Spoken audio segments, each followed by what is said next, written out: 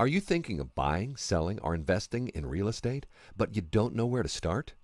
Have you searched for a realtor who will be nearby when they are needed, who will answer your calls and emails, who will go the extra mile to ensure your every need is met, who will help you with sourcing and supplying contractors while negotiating the best deal possible? Do you need a realtor who does not believe in high-pressure sales tactics or other gimmicks? Then you need me. My name is Steve Roy, and I offer a full-service professional sales and customized marketing package for my clients. I am helping clients with buying, selling, and investing. I will build a custom plan to fit your needs. I will work closely with you to ensure that you achieve your goals. My services include not only an analysis of your local market and correct pricing, but I will also help you to prepare your home for sale and make it look as desirable as possible to buyers by providing expert advice, using professional quality photographs, and compelling descriptions. Let me help you minimize cost and maximize your profits. Call me today, 207-649-8522.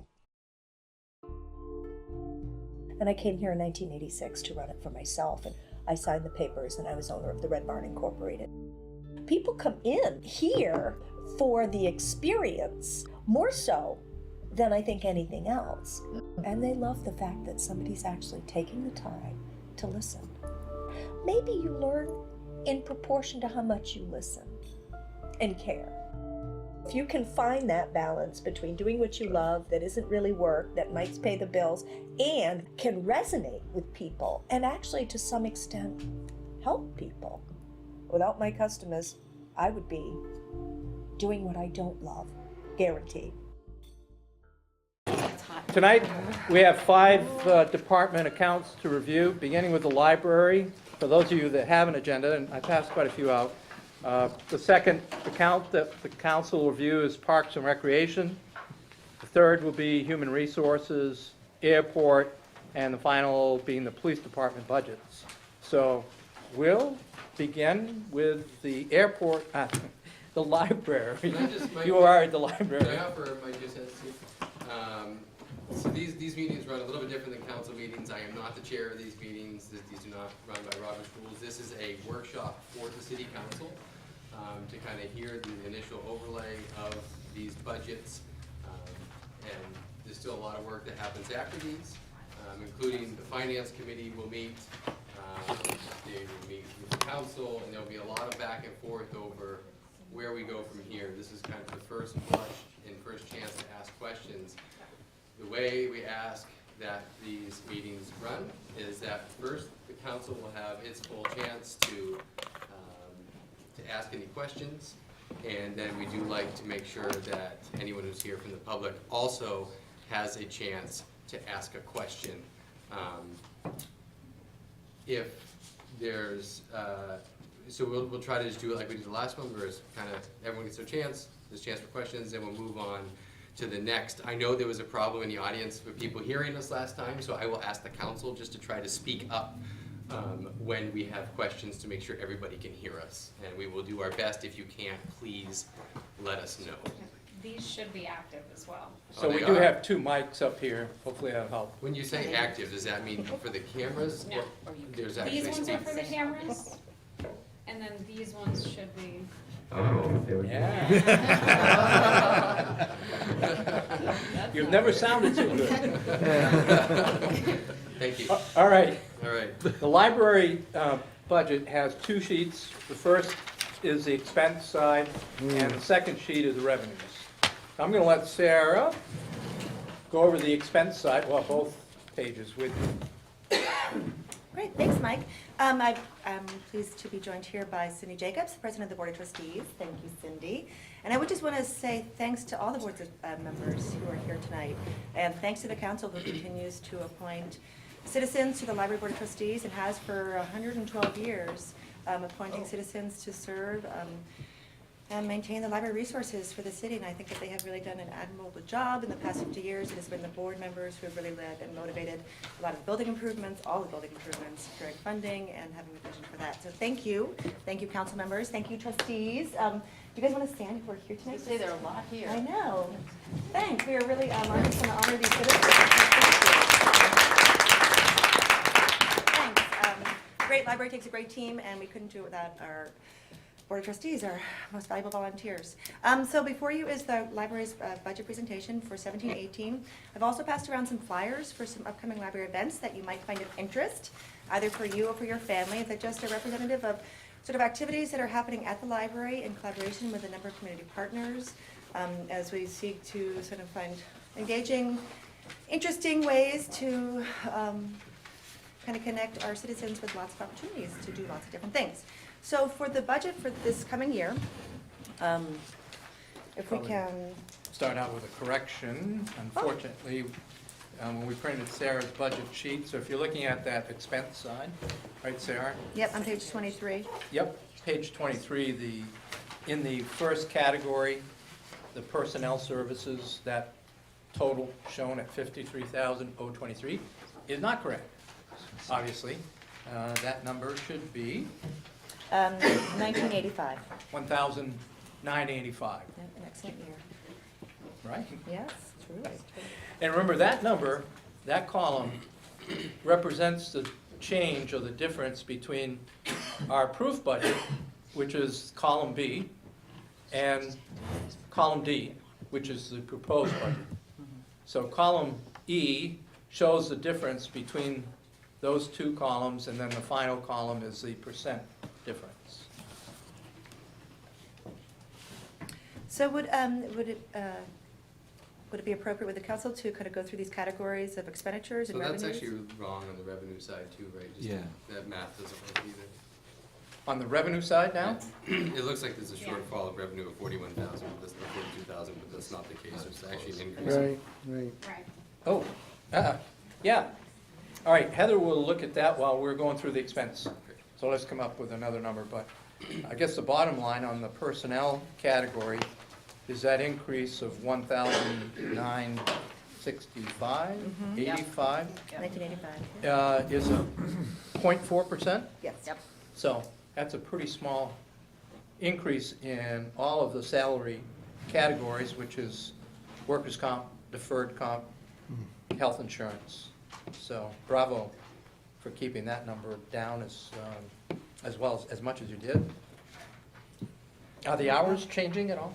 Hours will be maintained. We will still will have Sunday hours, but we're going to be just kind of looking at this year as another kind of lean year, and we're hoping to get through with this really just kind of making it through this next year. And the budget reflects that. You know, we've been able to kind of keep costs and health insurance down thanks to some employees being eligible through a spouse's employer. So we've been looking, kind of anticipating an increase of 10 to 12% in health coverage, but we're optimistic, so I'm only budgeting 9% increase.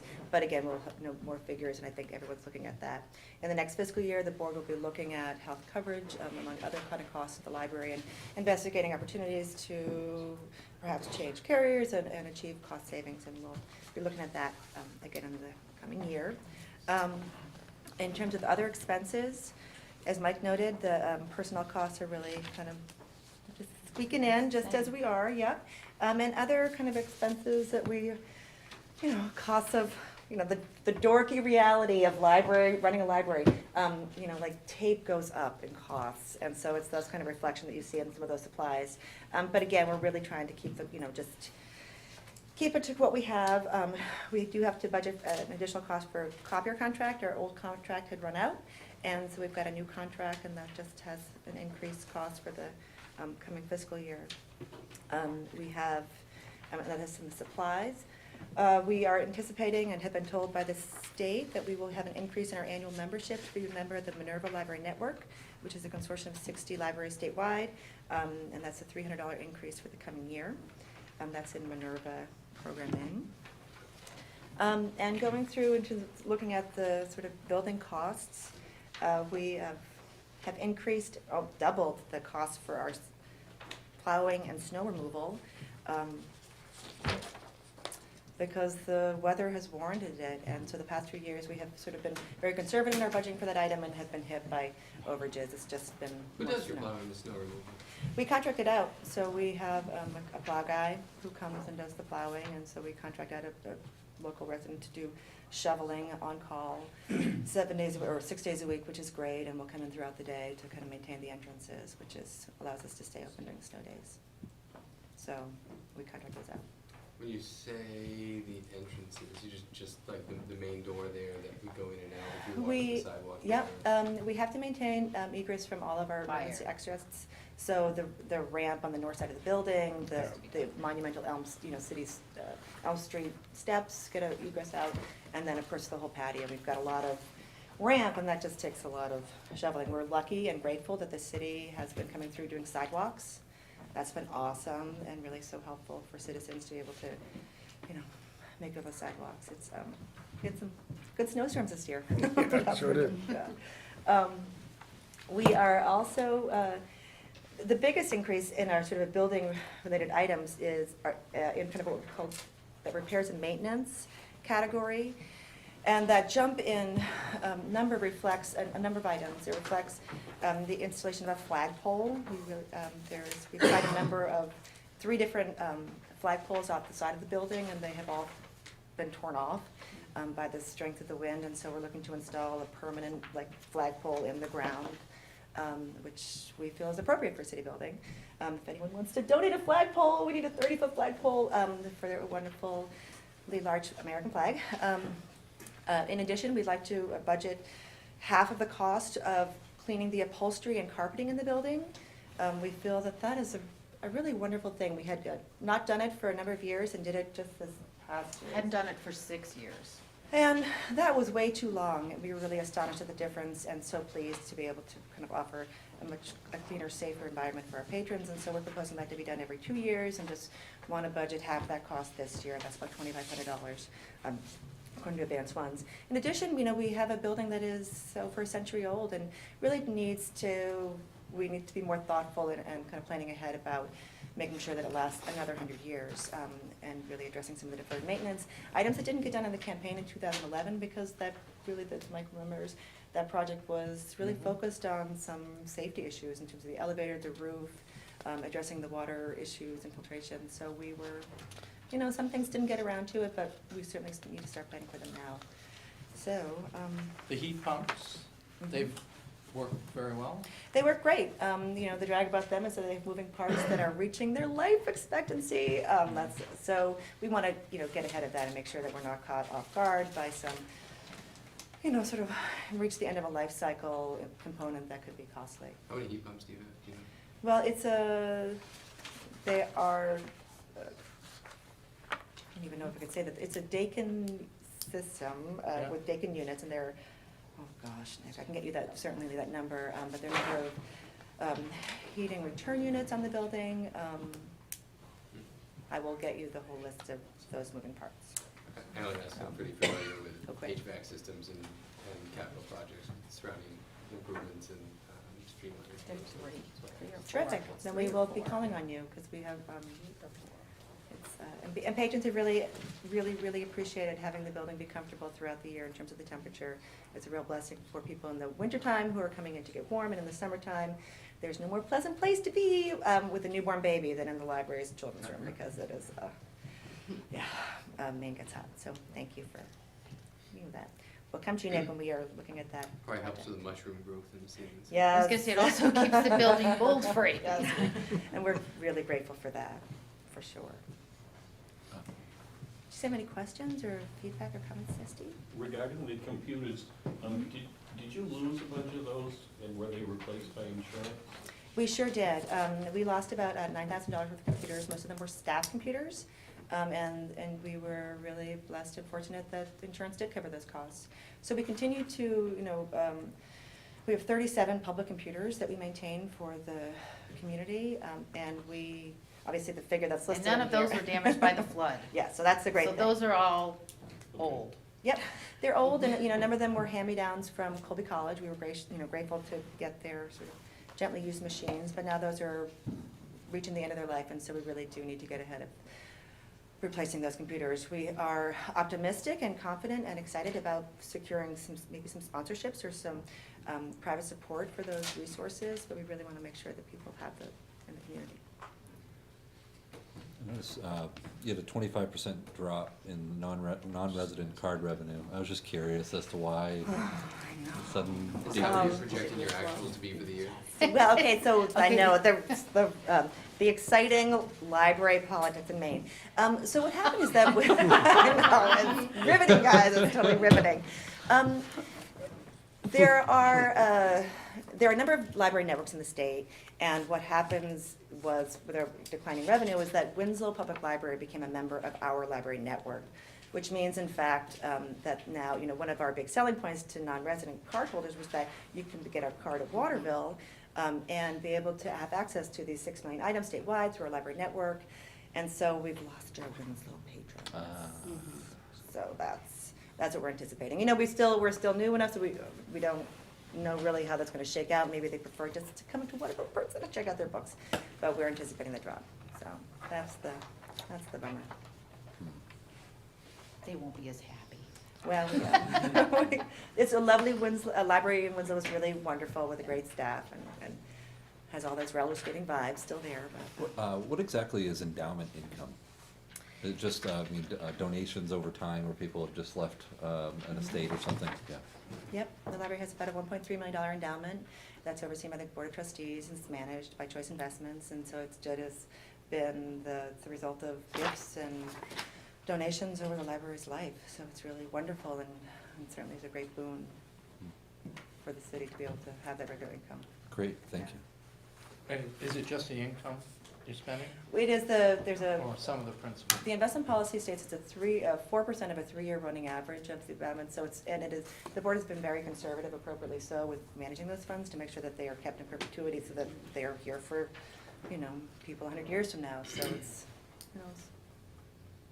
I didn't realize the fine revenue was over $9,000, so I've been paying like 40 cents, 50 cents Yeah. here and there. Well, A few weeks It later. adds up. Well, that's a real mixed blessing. So the reality is that we are maybe not as attentive to due dates as perhaps we might want our citizens to be, but it is, I know some libraries have gotten rid of overdue fines, but we can't afford to yet.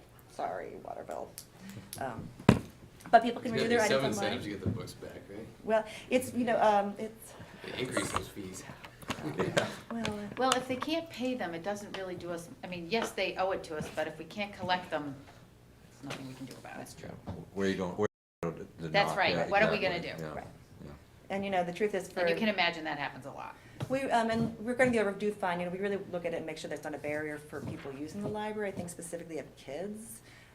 Whenever we go to schools to kind of promote summer reading, one of the things we get to do there is say, okay, kid, you owe 40 cents from 3 years ago. We forgive those fines to make sure that those are not, a barrier to kids. Because, 6-year-olds are not very responsible with their overdue books, so that's, yeah. Can you talk about the impact of the Sunday hours and what that situation is? Well, we've repeated requests from patrons and kind of queries about when we're going to be restoring Sunday hours, and we are always sort of truthful about where the situation is. I think that as the situation in Waterville improves and as our kind of economic conditions become more vibrant, then that is a real priority for the library, especially as we try to make downtown a vibrant place, not just 5 days a week, but 7 days a week.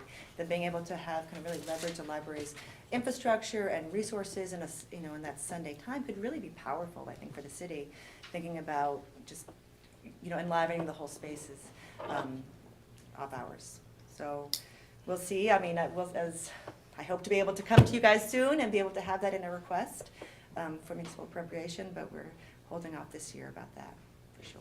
And for those who don't know or don't remember, last year when we got towards the end of the budget cycle and the reval hit and we realized there were going to be some serious repercussions of our mill rate, the library actually, before anyone asked for any cuts, voluntarily the board and Sarah came forward with closing on Sundays and what was it, like a 5%? cut. It was a 5% cut to their budget voluntarily before any other departments had been asked. And I think they should be applauded for that proactive role. I know it was a tough decision, but we do appreciate it, and I know the people appreciated that kind of example of voluntarily just coming forward or something like that, rather than having it squeezed out of you, and having to be a lot less, so, thank you.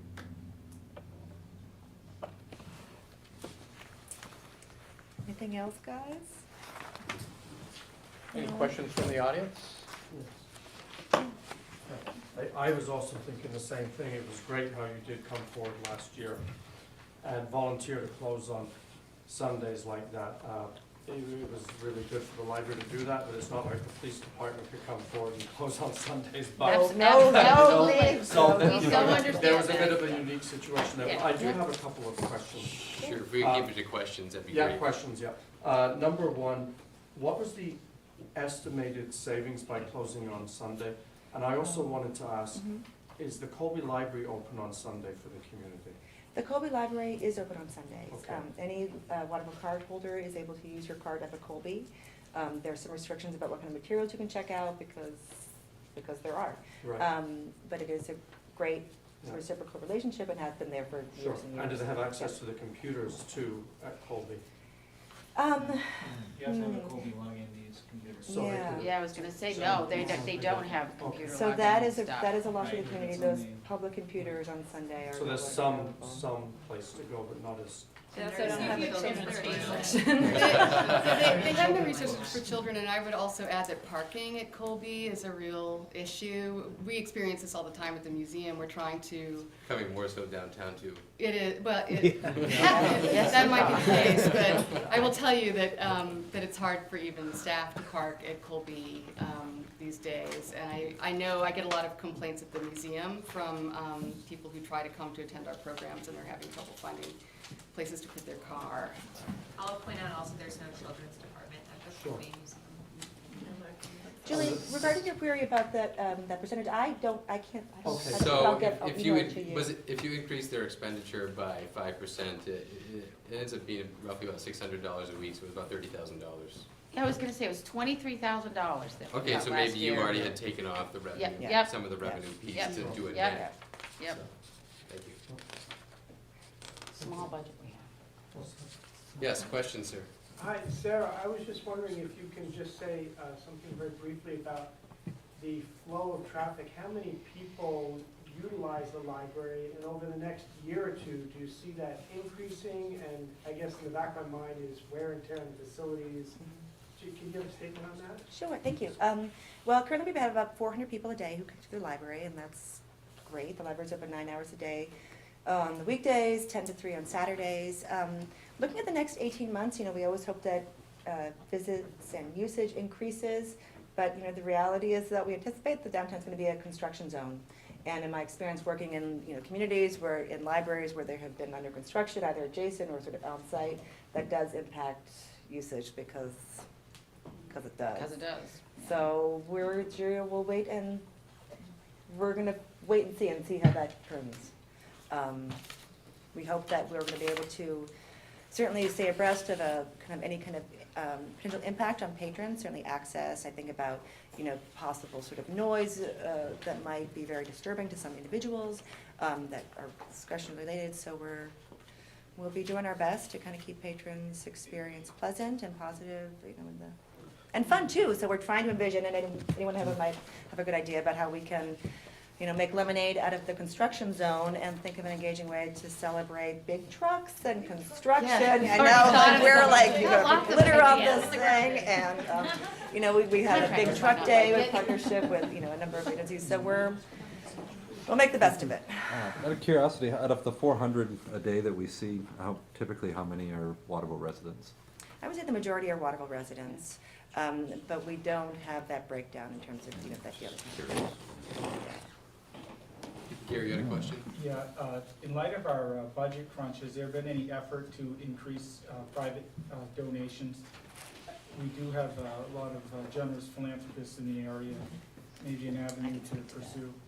Yes, Gary, I can speak to that. We actually are starting to working on grants. We actually got a grant that we wrote last fall to the King Foundation. Unfortunately, it did not get funded.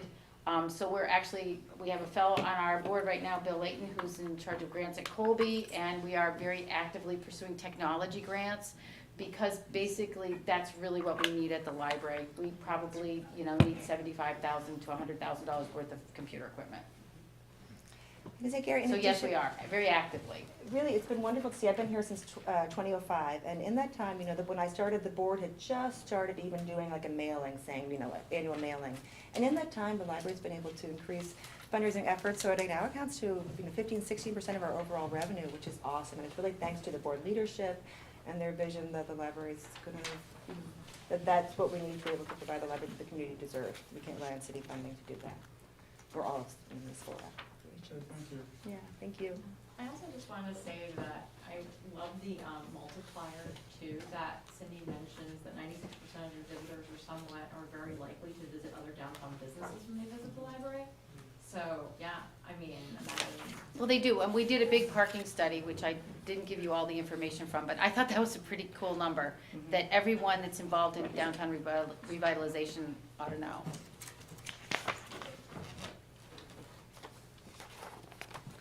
Well, I won't ask for library cards, but I hope that you all, come in if you haven't, and really take advantage of your library. We'll see you for all of you.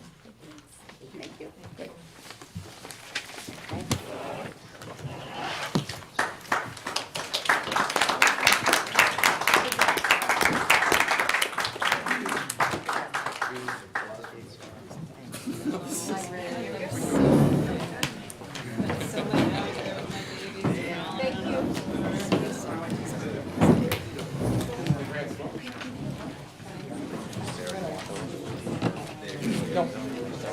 No, those are extra. Oh, green tape, I have. This is sorry. Library on the side. We're users and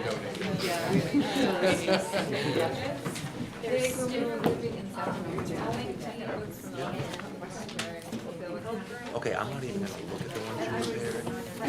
I have these and I have the mowing fees in there, and that's how okay. Okay, Parks and Recreation has 5 different sheets. The first one we're going to start with is page 24, and that's the administration sheet. The Parks and Rec operation is divided into 5 different sectors, and the first one, as I said, is admin, and that's basically Matt's position and costs associated with the office. So I'm going to let Matt take it from here. All right, I'm not as perky as Sarah, so you'll have to bear with me. My name is Matt Skane. I've been here, it'll be 10 years in June. Very proud to lead our department here in Waterville. We've got an unbelievably supportive community, great groups, really excited about everything that's happening right now. I like to think that we're very lean and we work really hard to provide the best services that we can here in town. I think that folks in Waterville are lucky to have all the recreational amenities that they have, and we do our best to, keep them looking good and safe, and yeah. So that's, we maintain all the ball fields, playgrounds, trails, of course the outdoor pool, Quarry Road, lots of programs, youth programs. We do a lot with the Alpine Youth Center. We do a lot with the Waterville Public Schools. Yeah, so that's my summary. Got a great recreation committee, Councilor Soul, Nathaniel White, and Jackie are on it, and we had a great meeting last week. It's relatively active. We meet as needed, maybe 2 or 3 times a year, maybe 3 or 4 times a year, depending on the projects that we have going on. So they've been very helpful in guiding us too. So, yeah.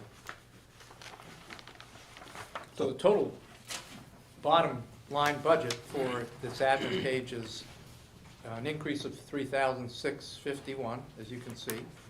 And that's really all in either salary or health insurance increase. All the other office expenses are flat, same as last year.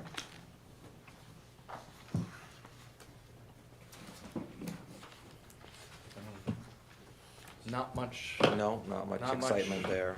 New there. Maintaining, we have the next page, which is the bulk of the Parks and Rec budget, is the maintenance piece, and Again, I'll let Matt explain it. Yeah, well, you'll see it, you know, it went up a little less than, well, about $9,000. And, you know, a portion of that is in, again, in wages and in healthcare and benefits. Couple line item increases that went up were equipment rental. Another one was, yeah, basically equipment rental and vehicle and equipment maintenance. And those numbers went up based on our historical need for it. Our equipment is getting older. We haven't been fortunate enough to buy new, and we understand why we haven't, but those maintenance numbers will go up as your equipment gets older, so that's reflected there. Construction supplies went up 1,000 too. What is that? Construction supplies, Yeah. things to repair park benches and playground equipment and things like that, mostly, yeah. Mostly everything else is not a Structures, maintenance. concrete, yeah, I mean, not a vehicle or a piece of equipment. right. Are there any pieces of equipment that we maintain for the quarry road? The Quarry Road has its own page, and yes, there are, but all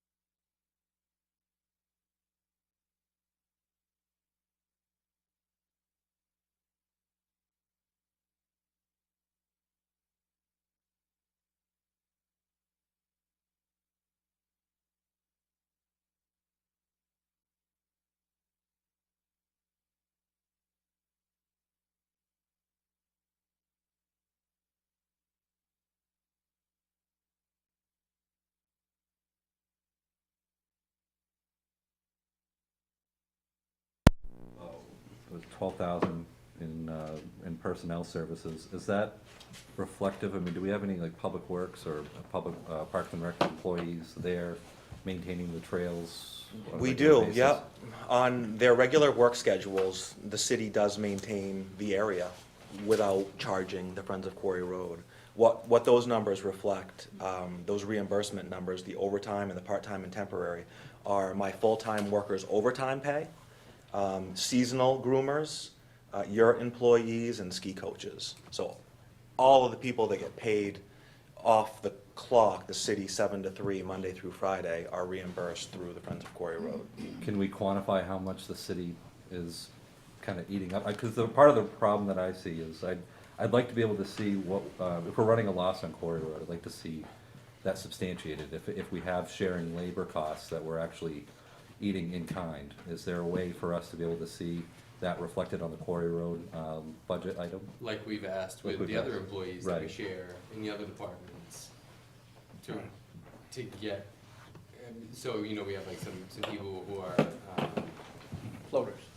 floaters who, I mean, they're billed to, the welfare department, but they really float to all these other departments. What we asked was that at least some kind of average hours for them be cooked up and put into the budget so that everybody could have a more accurate view Yeah, of I each think- department's Right. true expense. For that, we need to do that with folks like Bobby Joe, who Right. works as a part-time recreation coordinator, who you don't see in my budget. Right. April Ames, who answers the phone and does a million other things at our office, who is paid full-time through Public Works. Right. So that you're not seeing in my budget. But Quarry Road, as far as what my full-time guys are doing out there Monday through Friday, it's part of what we do. It's part of what we, I guess I don't understand what you would want to see. Well, Anything above and, would, happy to provide it, but I guess I just don't understand Like- what we're not losing, because I think what I've been here 10 years, and this area just got going 10 years ago. John Coons met with Mike and I and had this big plan. But what the full-time parks people did before was, in the winter months, they helped Public Works, or they worked on equipment. They did, they did things that needed to be done, but now that we have such a vibrant area that needs assistance, then that has been our full-time job Monday through Friday. Almost. Where we're out there, I won't just yet. Well, does Quarry Road, the Friends of Quarry Road run the Quarry Road facility, or does the city run it as City a does. lease to Friends of Quarry Road? No. Well, when you say run, I'm not, what do you mean? Well, I guess what I'm confused about is why are we, Maintenance of it. why are we maintaining the Quarry Road facility if the Friends of Quarry Road is essentially running it? And if they are, then why aren't we seeing that reflected in the Quarry Road line item? Because I guess what I'm looking for and what I'd like to see is if you had, like in a private industry, you have a timesheet. Everyone writes down their hours. You have, maybe somebody had 10 hours on Quarry Road. And you block that over to the Quarry Road budget so that next year we'll be able to see the real numbers, the final numbers that were produced for Quarry Road and how much we were getting back in revenue from the Friends of Quarry Road. We'd be able to see a difference there, and that difference is the loss. And I'm fine with running a loss, but I'd like to see if it is truly a $6,000 loss, or is it more of a value of $15,000 to $20,000? And I think it goes for all the departments. For all the If we're departments, gonna not do just it for this one. If we're gonna do it for one department, I think what Nick's asking, let's make it universal and really bill people to where they're working, so we can see what departments are using what resources, what they cost. It's not an attack on people, but we need, it is difficult to substantiate a cost to a cost center without billing it. And so it's not really to do with you, it's more, we've already asked other departments to do it, and I think Nick's trying to just drill down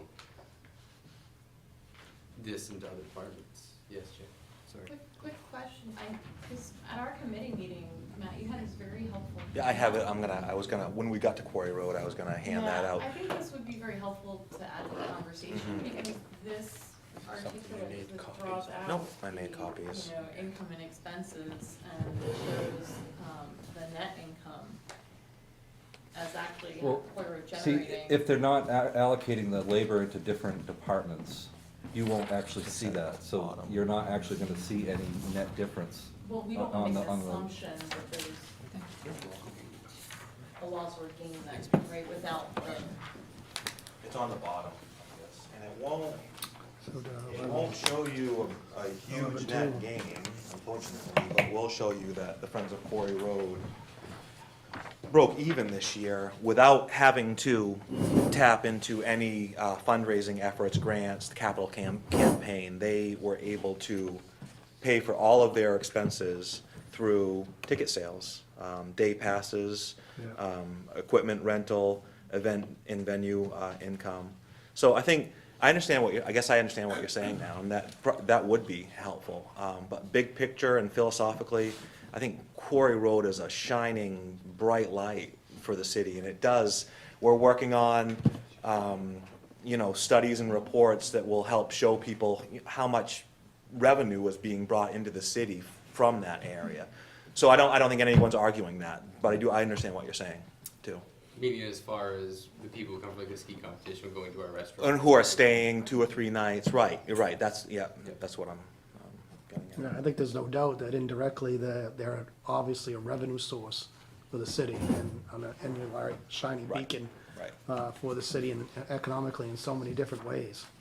Just the influx of volume of people coming in and spending their money in the local economy speaks for itself. And us being known as one of the prime recreational centers in really central Maine, without having to travel to the mountains, is really been polarized because of this Quarry Road venture that we've done. So I do understand your point. I'd understand Council Champagne's point of view as well, and I share his concerns as far as making it more articulate, specific with the budget to see where these different departments and labor revenues are. So I would concur that though it would be a good idea to explore that and maybe articulate that more so than we have been, because I think we have to have a more strenuous look at every budget line item there is as going forward, so.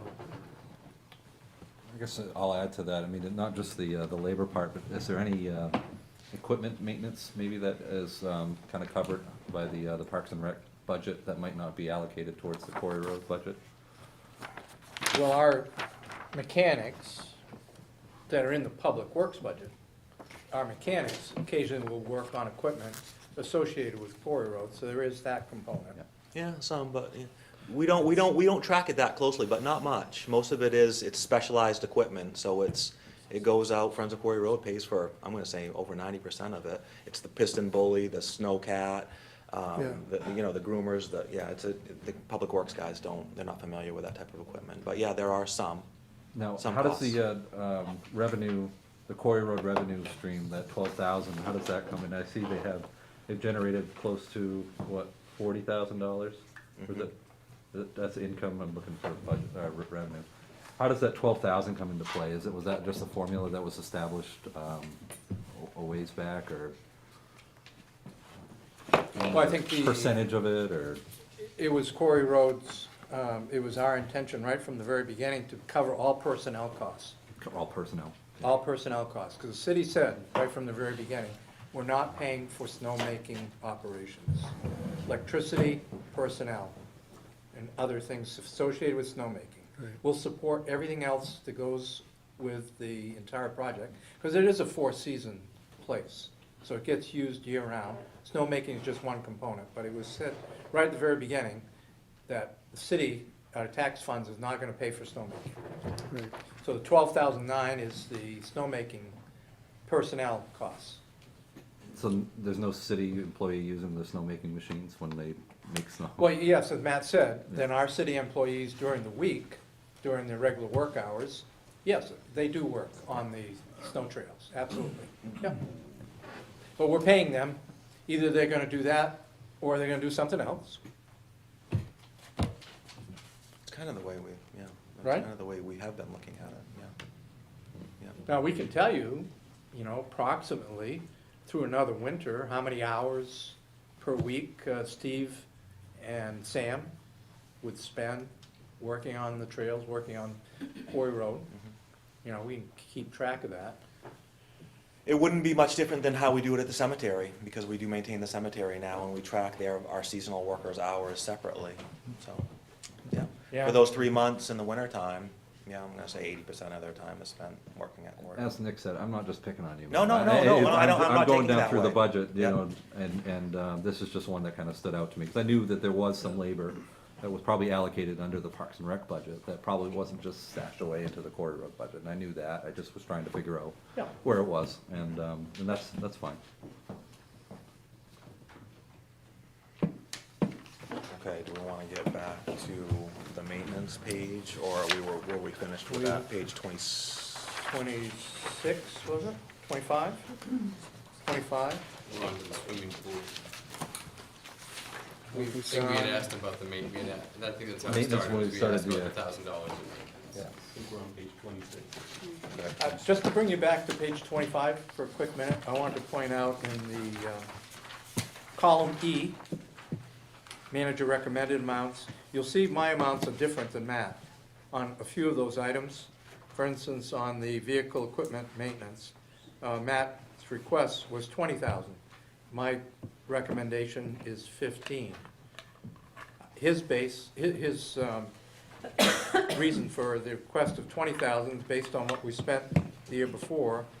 So you look in column A, you'll see we spent 21,541, when we had a budget of 13.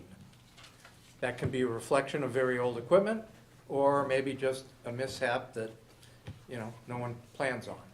So I did make some changes, and there were some other, I think, fairly minor changes in my column. I just wanted to point that out. I have a general question I just want to ask, and let's get through Matt's, but I just have a question about that, and I don't want to get lost, but it really has nothing to do with Matt's budget in particular, so. Okay. Swimming pool? Page 26. Yeah, you'll see that this one went up, due almost in all part by the minimum wage increase. We spend there are a lot of hours at the outdoor pool for a lot of lifeguards. So that almost accounts for all of the increase from 101,865 to 109,155. So the people who voted for minimum wage also are voting to nail the taxpayers too. It's interesting how it works. So something, 7.2%, yeah. Except for the taxpayers who work for minimum wage. So you'll also see Not on, many that are wages. on the handout, the pool fee proposal, you'll see a memo in May, I think the first May meeting, that we're proposing to raise rates at the pool again incrementally. I don't think it's gonna break the bank for anybody. You'll see at the bottom what we're proposing to do, daily admission, $1 across the board for every user group, resident, non-resident, child, adult. Actually, that's on the sheet you passed. Yeah, on the out. sheet I passed out at the bottom, yeah. So, It's at the top on mine, but anyway. oh, yeah, that's right, it should be at the top, I'm sorry, it's at the top, It's yeah. at the I have top. a different one that I made copies on, so. So you'll see that based on our numbers historically at the pool, we should net an additional $11,000 in revenue. So, we're gonna go with that number because we're confident that our rate increases they're not gonna turn people away. Pretty reasonable. but- It's still yeah, it's very reasonable, so. It's time to do it. It's been a few years and it's still such an affordable. But the council has to act They'll on have to, it. yep, you'll have to vote on it. Yeah, we'll put together a memo and a resolution for the first May meeting, I'm hoping. And can I just add on that, I mean, you're talking $5, that's less than a thing of popcorn at the movies for a year for an increase, and there's plenty of scholarships out there for, I mean, in the community, right, for people that really can't afford that $5, but there should be very few of those. Right. Whose needs can't be met Right. in some other way. Page 28 is his part of the budget on programs. Yeah, these are all the programs, the track and field, the basketball, the men's basketball, the co-ed volleyball, special events.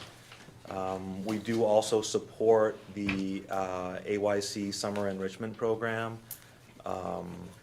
That's the $6,000, and we're proud to support that. We've done that for several years.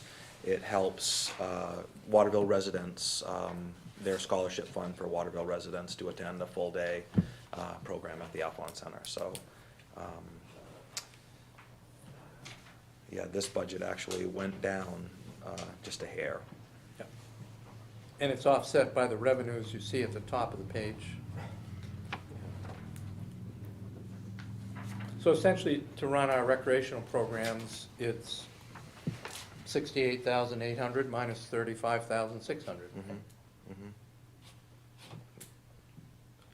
There's actually more revenue that could be included on that too. It's, pool revenue, the concessions is another revenue that could be used to offset that. Yeah.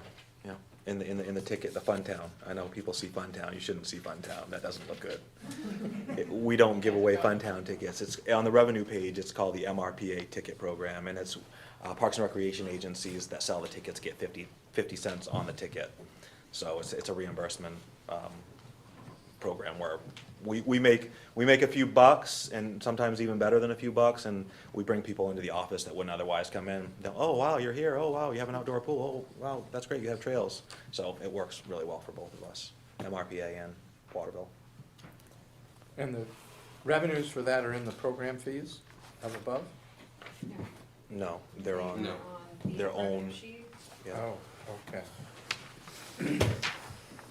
Which This would was be, one of the two things that I was saying wasn't included. oh, okay.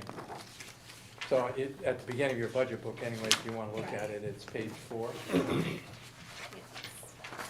It's page 4, and it's the MRPA ticket program. We budgeted bringing in 7,500. And we're spending 73? Must be. Yeah. No, 75. Well, we. 75. Oh, that's We would make a little bit. We should make a little bit. right. We do typically make a few $100s. Yeah. So justify. It's not a losing proposition. Not at all. So the only one that we missed, right, is, unless, if we're ready to move on, is the cemetery. Because that is Cemetery. part of our budget now. I don't know whether, was that included in what they have tonight? I believe they all have a cemetery page, page 11.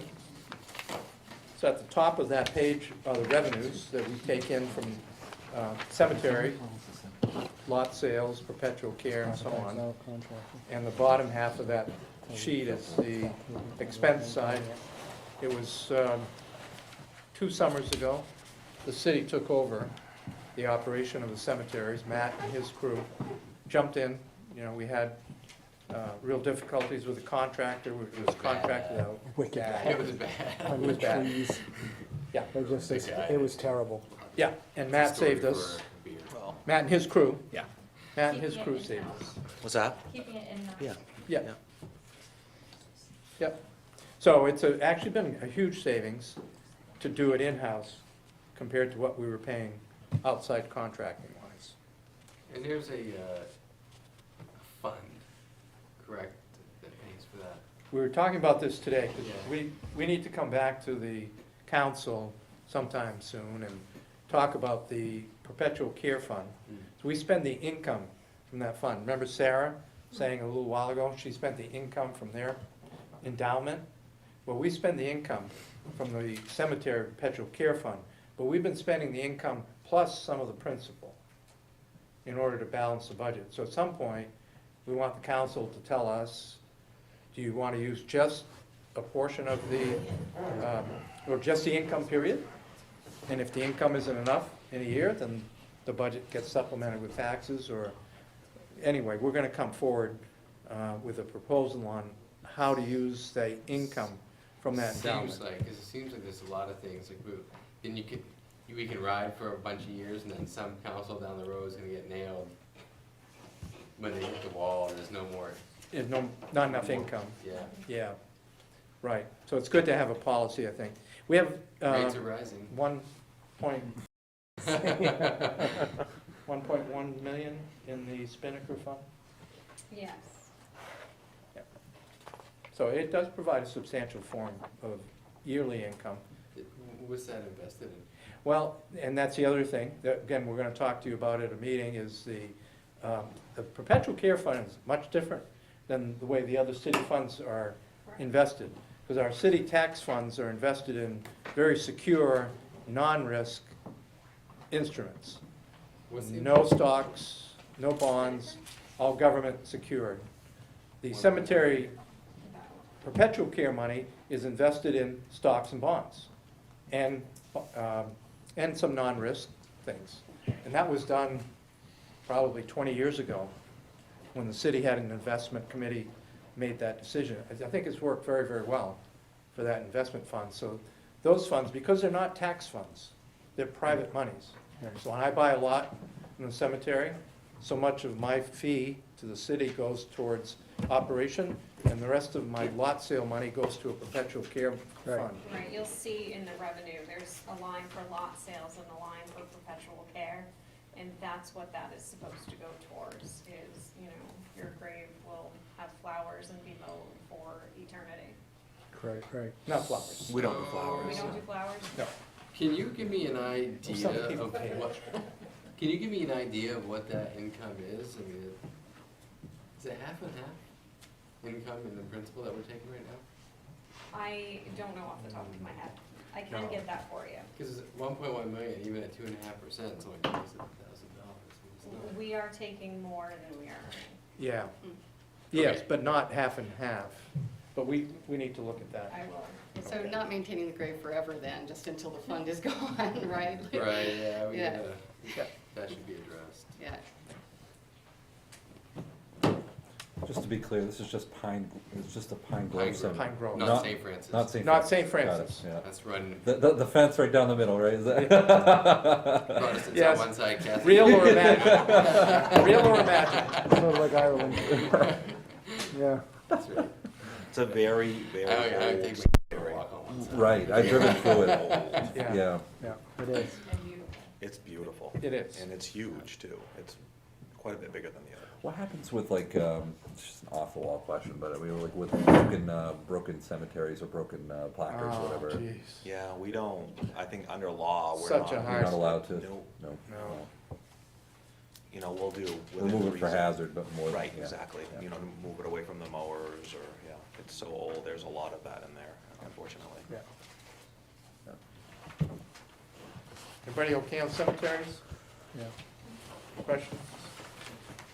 Wow, is that it? For That's you? all my pages, yeah. Okay. So, again, if we could just keep it focused on questions rather than commentary. Yes, question. Yeah, Yeah. question for the council that I would, or sorry, Matt, it's, to me, listening to the debate isn't about whether the city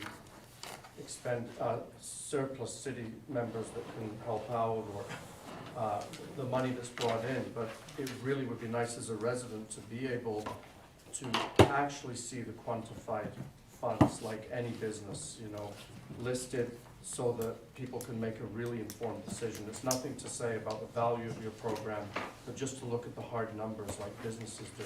Because it does seem like there's a little bit of overlap. So you're asking really Mike and Yeah. Heather to break, and Bobby Joe to break out those costs. Right, That's what because you're requesting. it's clear to me as a resident, there's about $6,000 that really is the city's chipping in, you know, that Parks and Recs isn't. There is an overlap, and to make an informed decision, people have to see the numbers. It's not political, it's nothing about whether you believe in a program, but to quantify it, I think would be helpful for budgets, you know. Yes, ma'am. You said, the pool, you would be, asking to raise the cost. Will that make up the shortfall that you are going to have because, or the raising your budget that you had to, because of the, increase in wages? It will make up for that, but it still won't make the pool a big revenue producing facility. 'Cause we But were at about, least you're not going to be Going losing backwards, money no, right. because of. it's about a break even. It's about, right. It certainly is. With minimum And I wage. know when Matt had raised fees in the past, that was, it had always been a loser. And so over the years, he The wages gradually are 6,300. came to the council That's to twice. ask those fees to go up, and I think what he's So in trying to do fact- now is, when costs go up, get those fees up to Yeah. make up for it. In fact, the fee increase is twice what the wage increase is. To cover the wages, yeah. It's 11,000 something for new income from the fees, and it's 6,300 for wages. And I have one other question. In all of the budgets that we've sat through, one of the biggest things that I'm hearing is increase in salaries, which we expect, but increase in insurance costs. As you are renegotiating contracts, are we trying to increase the amount that they pay because that's a fact of life? Right. That, We're going to be talking with the city council about that at next week's city council meeting, in Well- executive session, as to how we negotiate the contracts that are up this year. So yes, I mean, I know no one likes to hear that, but my last few years of working, I didn't like it either when I had to pick up more of my share, but unfortunately, that's a fact of life. The problem though, I think, and correct me if I'm wrong, is that the insurance rates have gone up so much faster than the rate of inflation. And so relative to the amount of income that people have, the rates are off the charts. So I don't know how you reconcile that, perhaps. Well, I think it's a matter of how much, because right now, that is, I believe, a true statement, but I think right now, there's been a negotiated rate, so if there's an increase, that's only split to a certain point, whereas like I know like where I work, if we have an increase at the end of the year, the bank has to kind of look at the bottom line, and then they'll determine for that year, all right, so this year the bank's gonna pick up this much of that increase, you're gonna get that much, you know, and so I think it's how do we, rather than, I think the conversation, and I don't wanna speak on behalf of the council, because they will be the ones to negotiate that, but I believe, conversation will most likely surround how are those increases handled and how often, rather than cook in a baked rate for 3 years at a pop. It'd be my guess. I just hate to see a situation where city employees were, not able to afford to work for the city because of the insurance costs. I mean, I think it is a fact of life that insurance costs go up. It's a fact of life that we need good employees too. And if you're telling the employees to pay their own insurance, you're gonna get pretty bad employees. What the numbers I have heard though is 80-20 split or 70-30 split. If you go 75-25, that's not a huge increase. I think that will be, again, I don't want to speak on behalf of the council, I also don't want to get too deep outside of executive session before we can put our chips on the table, before we have to negotiate with the union. But those are the conversations that will be had as renegotiations happen this year. It is a good question. When you do negotiate with the union, I would like to point out that 80% of all nurses actually get health care through their spouses, and they can afford health care working in that sector. So a typical nurse for a family pays $1,200 a month for health care. So it happens, it's just the cost goes up and they pass it on to the nurses. I hope everyone has a spouse. Right. Anyway, we're not here to debate the details of it. We can answer questions, but we're not going to debate the union contract in public until the details are worked out. Condition of nurses. No. Excuse me, council member has a question, yes. On a positive note for you, Matt, I just wanted to publicly commend you for obviously your work with Harold Elfon Youth Center and Ken Walsh and that group and what's like Purnell Wrigley Field.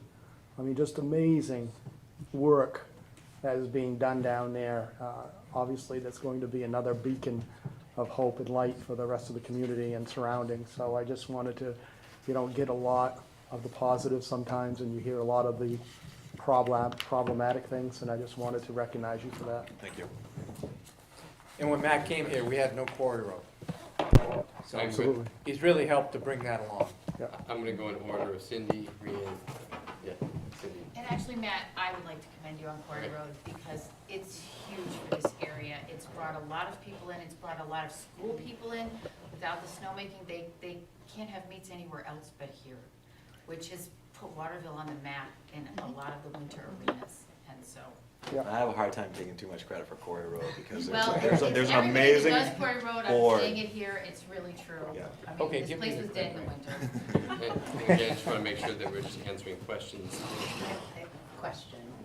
You had mentioned maintenance costs and older equipment and stuff goes up. Do you have an idea kind of right now, not in terms of like wish list of stuff that you like want to be fixed, but stuff that you're actually like deferring? Do you have an idea of like a cost of maintenance that's being deferred right now to meet the Let me take budget?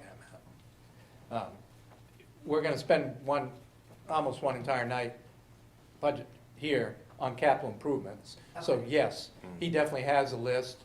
Unfortunately, all of his items I did not include in my budget to the council. But it's more equipment that that's in the capital. That's a good question. No, I don't have a number for those deferred costs on. But we have, Joe, and then we'll go to Gary, had a question.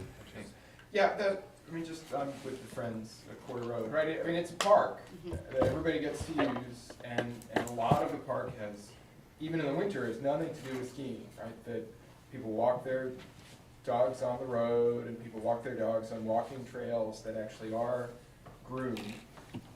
There's snowshoe trails, all of that is free. The whole facility is always open to the public, it's the park.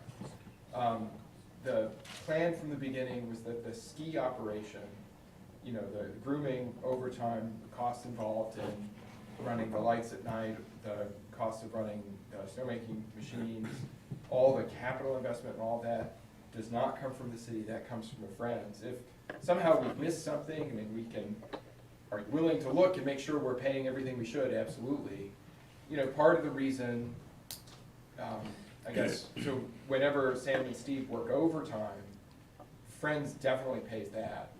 when they're working during the day to maintain a city park for the benefit of the city, I mean, it's probably really a great idea to track, you know, hours at various facilities worked on. I think that's very important. But you know, we probably should also, as the Friends Group, track the number of volunteer hours that went into building and developing. And it's a very large number. And we did have some very big events that brought people from around the state here. The state high school ski meet. There was a big competitive ski race that brought people here for 2 nights at a lot of hotels. So. Right. Can you tell the public, like, are you talking, when you're talking big events, are you saying 50 or 400? More like 400. So we had two full days for the Eastern Cup race. As far as I know, all the hotels in Waterville were full that weekend, plus, you know, surrounding area. I actually had students doing the economic impact study, collecting data, and I'm hoping to have the results to present in May. You know, the high school state meet, there were probably 150 boys and girls each day competing. And that's class A and C. We're hoping next year we'll have all 3 classes. And you know, we're bringing busloads of kids who are buying day passes, who are generating that revenue that's supporting that area. And you know, again, I hope we can, you know, Matt, you can look into making sure the Friends are paying what is planned to pay, because we're investing a lot to make it work. And on the first event that you mentioned, I actually went out to eat that night, and the Unicorn was. I hope you had to wait for an hour. Packed. It was packed with people in ski caps and whatnot. So. My question really is more or less, how much are we running for a loss? I mean, I understand we are running a loss, which is fine. You're paying 2 guys who are out there.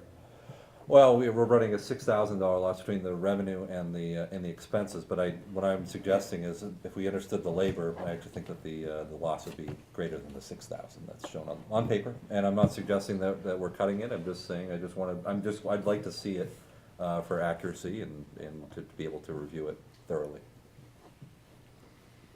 Gary, you had a question. I know. Where we've partnered with Colby on economic development, has there ever been any thought on asking them to help us with the city's end, labor costs, et cetera? Or they are a nonprofit, and that would not be a violation of state law if they were to do their part where it is at the base of the college. And I can only think that that's a huge benefit to their college, and that a lot of their families and students use it as well. So I think that would be a fair thing to ask. I do not believe the city has asked. I know the Friends of Quarry Road have gone to attempt on fundraising efforts. The city has not asked to subsidize our end of those expenses. 400,000. Yeah. There was a, you know, capital investment by Colby in the Quarry Road project of between $400,000 and $500,000. So almost $500,000 early on. Colby provided for certain things. Other questions of Parks and Recreation? Thank you. Okay, great, thanks. Thanks, everybody.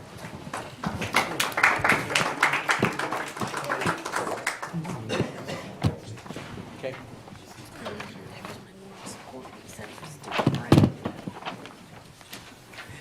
Bobby is here for Human Resources, and that would be page 20 of your budget book.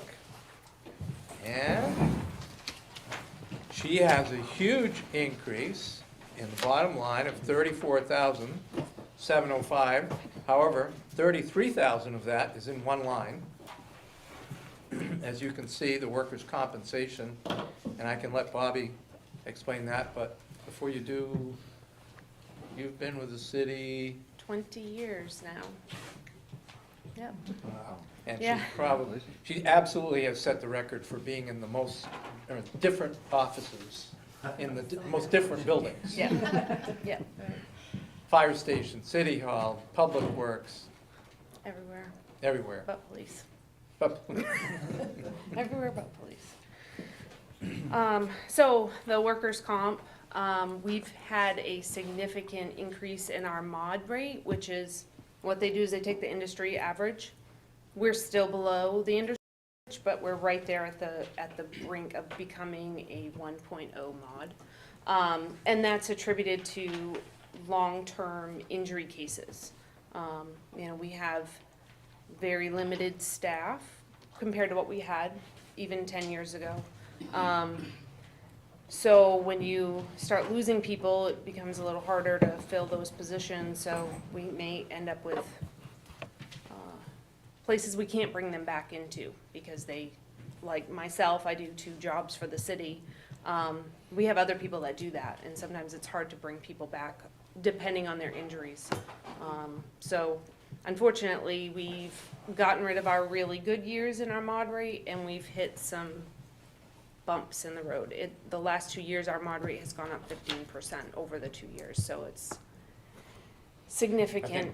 And At one time, our mod rate was 1.15, 1.2? right, we're still way better than we used to be, but we're creeping back up, and it's That's what makes it kind of ironic, that we have such a huge increase. The reason we have such a huge increase, because we have such a low rate. The reason we had such a low rate was because our experience was so good. Yep. But then all it took was 2 bad accidents, or 3. Yep. And now, Here we are.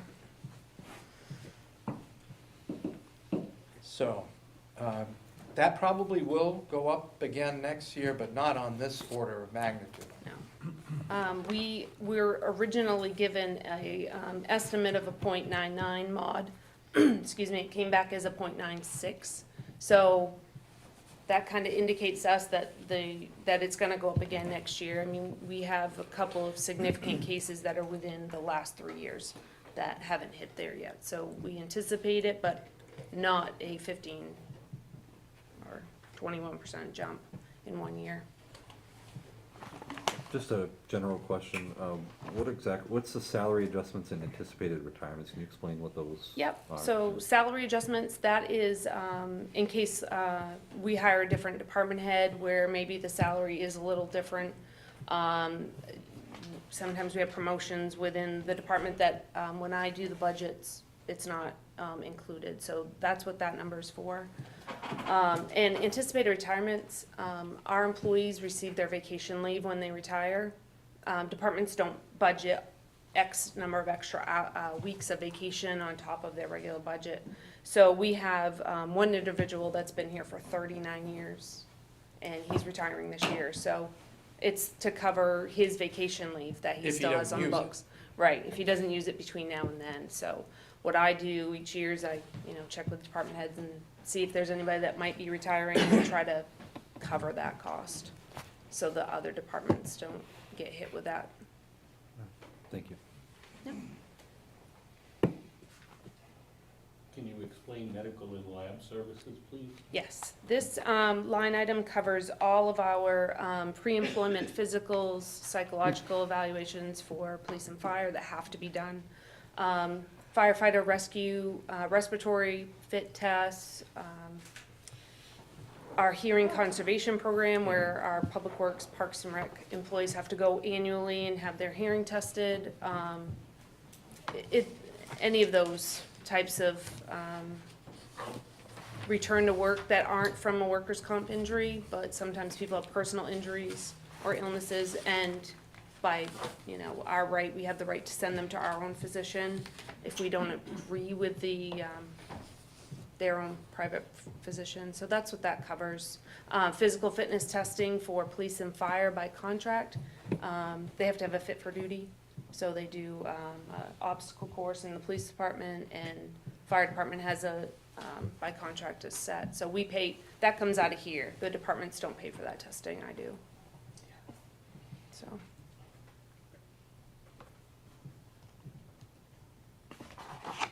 I know we said it before, but just so everyone does realize, in addition to doing all the HR stuff, Bobby is also the program person for the rec department. So she does a lot of the programs, summer programs, and then some of the field trips and things like that. Manage the pool, that's my biggest piece. The pool, yes. The pool, yep. Yep. And regarding health insurance, I'm sure this will probably happen, but have you ever, just done like a check to see if like Anthem would be cheaper? We've done it, it's been a really long time since we've done it. However, we're a rated group with Maine Municipal, so our experience rating was well beyond 15% this year. but we were maxed, because we're a rated group, we were capped out at 15%. Maine Municipal picked up that extra, that we were above and beyond. I mean, at one point, we were, I wanna say, over 30% experience rate. So, those benefits of them covering us for not only health insurance, but workers' comp and property and casualty, the package together, the last time we went out, nobody could touch our rates that we have. I mean, our rates are actually pretty good.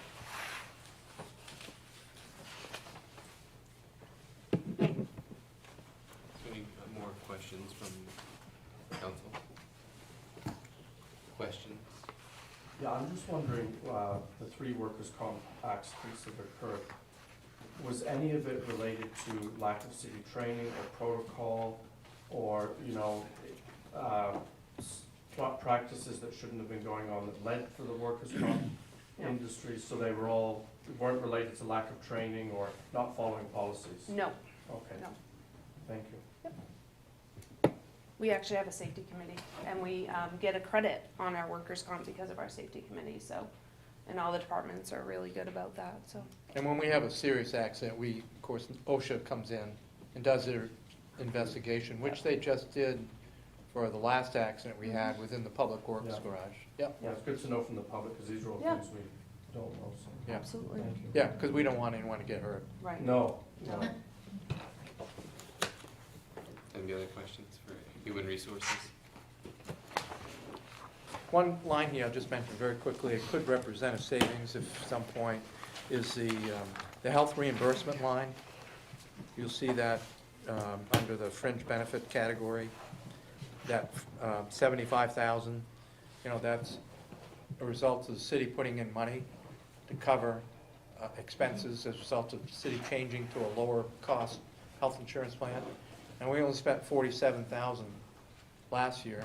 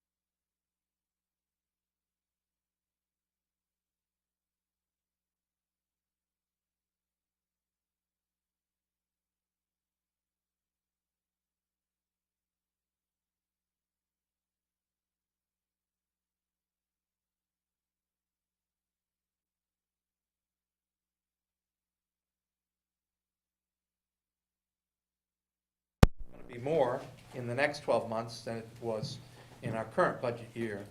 So when you look at Randy's, on the expense side, the 46,000 total increase, 39 of that is in one line, which is the aviation fuel, and that is balanced off in the revenue side, which we can get to in a minute.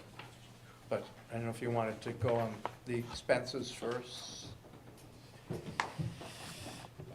Expenses first. No big changes in the salary categories and benefits. Well, increases as a result of health insurance. Now, as Randy will tell us, we're going to be losing our two. We only have 2 employees beside Randy. They're both part-time, and one is getting through at the end of April. The other one is getting through in September.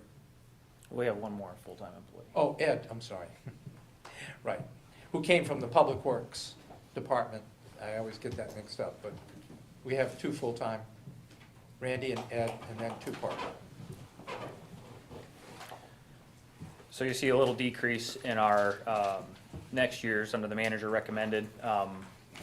In the last couple of weeks, I've gotten notice the 2 part-time employees, one's going to be getting done at the end of this month, and then one's going to be getting done at the end of September.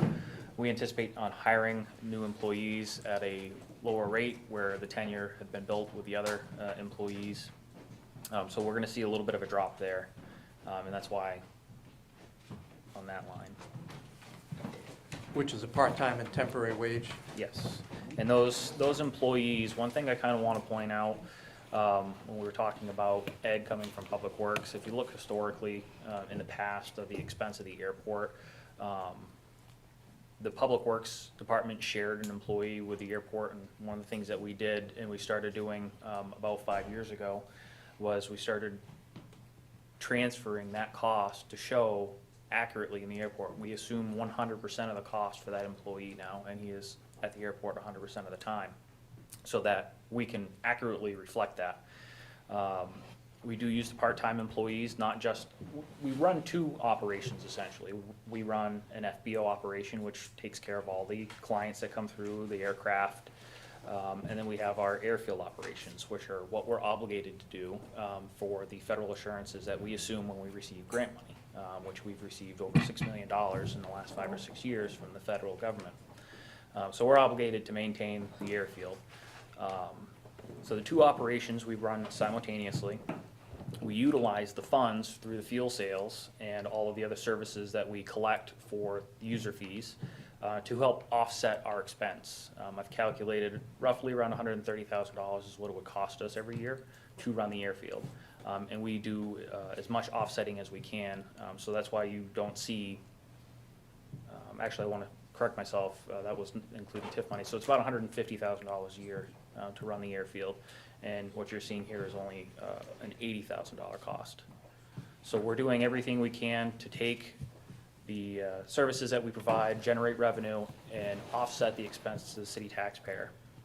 One thing that I have prepared for all of you is a little bit of a graph. It's nothing too flashy. I'm not quite Sarah, but you do a good job, Randy. These will, what I wanted to illustrate here to everybody is primarily our sales on some of our larger items and some of the changes that we've seen in the last couple of years. The first graph in the top left corner depicts our jet fuel sales in gallons and 100 low lead fuel sales in gallons. We are selling more jet fuel. We had one other year where we were about comparable, within 200 gallons, but this is just to kind of point out again at the top, July 1 to March 31, so these are actual numbers up to date. So we're having a really, really good year this year. 2014, we had a good year in those sales as well, so we're comparing there. 100 low lead, again, just a little bit above average. So sales are going well, and one of the things I can attribute that to is if you look, and this is one of the major things that we want to talk about, and that's our jet aircraft landings. So every time somebody lands, we track the jet aircraft that use our facility. And from March to July, or July to March, you can see a significant uptick in the amount of aircraft we're landing. And I can attribute that to the runway reconstruction, the terminal building renovations, the equipment that we have been generously provided through bond and well-trained staff. So all of the efforts over the last 5 or 6 years that the city has been making, we are now starting to see that we're seeing some benefits.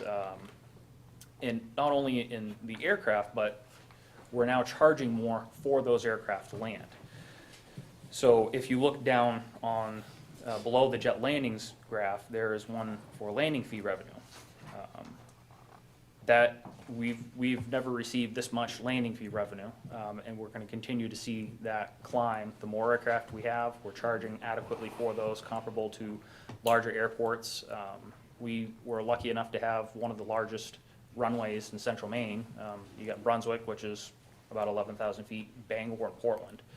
So those are the people that we compete with. So we're charging more adequately for the services that we're providing.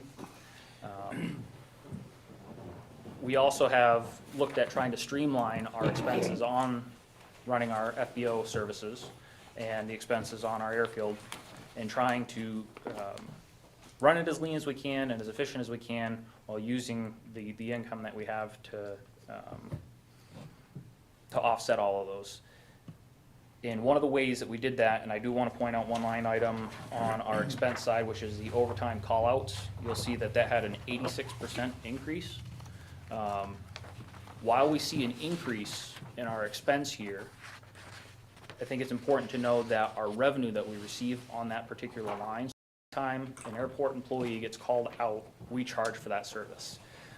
So in the graph, on the top right, you'll see that, again, another significant increase. We have, from last year to this year, year to date, we've doubled that expense. So we are now not only covering our costs on providing those services, we are making money on those services. So in translation, in our sales, our service fees, you'll see, if we were to break that out, we'll be looking at about $5,700 in call-out fees. So while it's costing us $2,800, we're collecting $5,700. We have reduced the hours from past years that we're open. So instead of being open till 6 p.m. and capturing a couple of aircraft, we now close at 5 in the summer. And anything from 5 to 7 we charge a certain rate for. From anything from 7 to 10 we charge a certain rate for. So we're doing our best to make it so that the users who utilize these services are paying, and that the city benefit for that. On your agenda for next Tuesday night will be 2 leases for the hangar. So if you look at the revenue sheet, under hangar lease, of course the big lease there is with Black Bear Aviation, but we also have a lease existing with Airlink, and that business has been sold. So Airlink lease is going to be turned into Air New England, and the original Airlink is going to be Airlink Academy. Airlink Academy. So is that number, Randy, the lease amount of $43,400, going to go up as a result of this second lease? Those are reflected already in that. Those number. are already included. Yeah, so we see, we're seeing a 2% increase, which is part of the lease for Black Bear. That number is reflected. The new lease with Airlink Academy is reflected in that. And then Air New England's new lease is reflected in that. And then we'll also see a 3% increase in the operations for UPS to run their facility, their aircraft out of our facility, rather. So all those are in the one big hangar the city maintains. The other revenue line that you see that's called hangar land leases, those are where people own their own private hangar, and they lease the land that the hangar sits on. If I'm not mistaken, 6 years ago, that number was closer to 0. Yeah, we've done a lot to, I think, try to shore up any revenue accounts we can. And making sure that the people who use the airport are the ones who are paying brunt of the cost of doing so. I have a question. Can you explain to me, I see there's just a little bit of money spent every year on advertising. What are you advertising and where are you advertising? And is there an opportunity to invest more there to make more revenue in an area like private hangars, for instance, at a moment when more and more people of a certain income range have private planes? The best answer I can give you on that is yes. We would love to see more advertising opportunities. Right now, we currently advertise, our largest advertisement is on a heavily used aircraft or aviation-related website called AirNav. So not only do we advertise on that website for our own facility, but we also advertise our facility on Augusta's site. So we try to capture both of those. And I want to say that one advertisement's about $750 a year. But we have a significant viewing on that particular page. So it's a good option for us, but there are definitely other venues that we could explore, but again, it comes down to a funding opportunity. I live near the airport, and so we noticed that there's been a steady increase in air traffic, because it's right near my home. And it does seem to be a lot more larger jets. I think we've noticed that just through experience.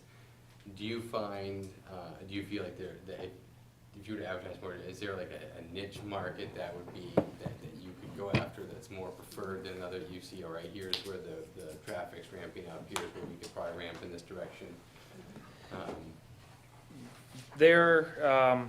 It's difficult to answer that question. Sure, that's fine. Because we see traffic coming through for many, many different venues. We've actually even seen traffic for the Quarry Road. But one of our larger clients is Colby. And in the summertime, a large number of clients are the camps for the kids. So I think if we could focus on those, focus on working with the ski resorts, we could potentially expand our options there. One of the things that we have been working on with our fuel provider, which is AvFuel, is a brochure, a trifold brochure, and they're willing to pick up the majority of the cost for that based on just having their little logo on it. And we also get points for every gallon that we purchase and then resell. There's like a fraction of a point or whatever that we earn, and that adds up, and we can use that towards marketing. So we are going to be doing that later this summer when that's finalized. It seems that there might be more opportunities for, again, other targeted businesses that might have clientele coming from the airport to put advertisements on there to maybe pick up the rest of the cost of that brochure. Absolutely. Yeah.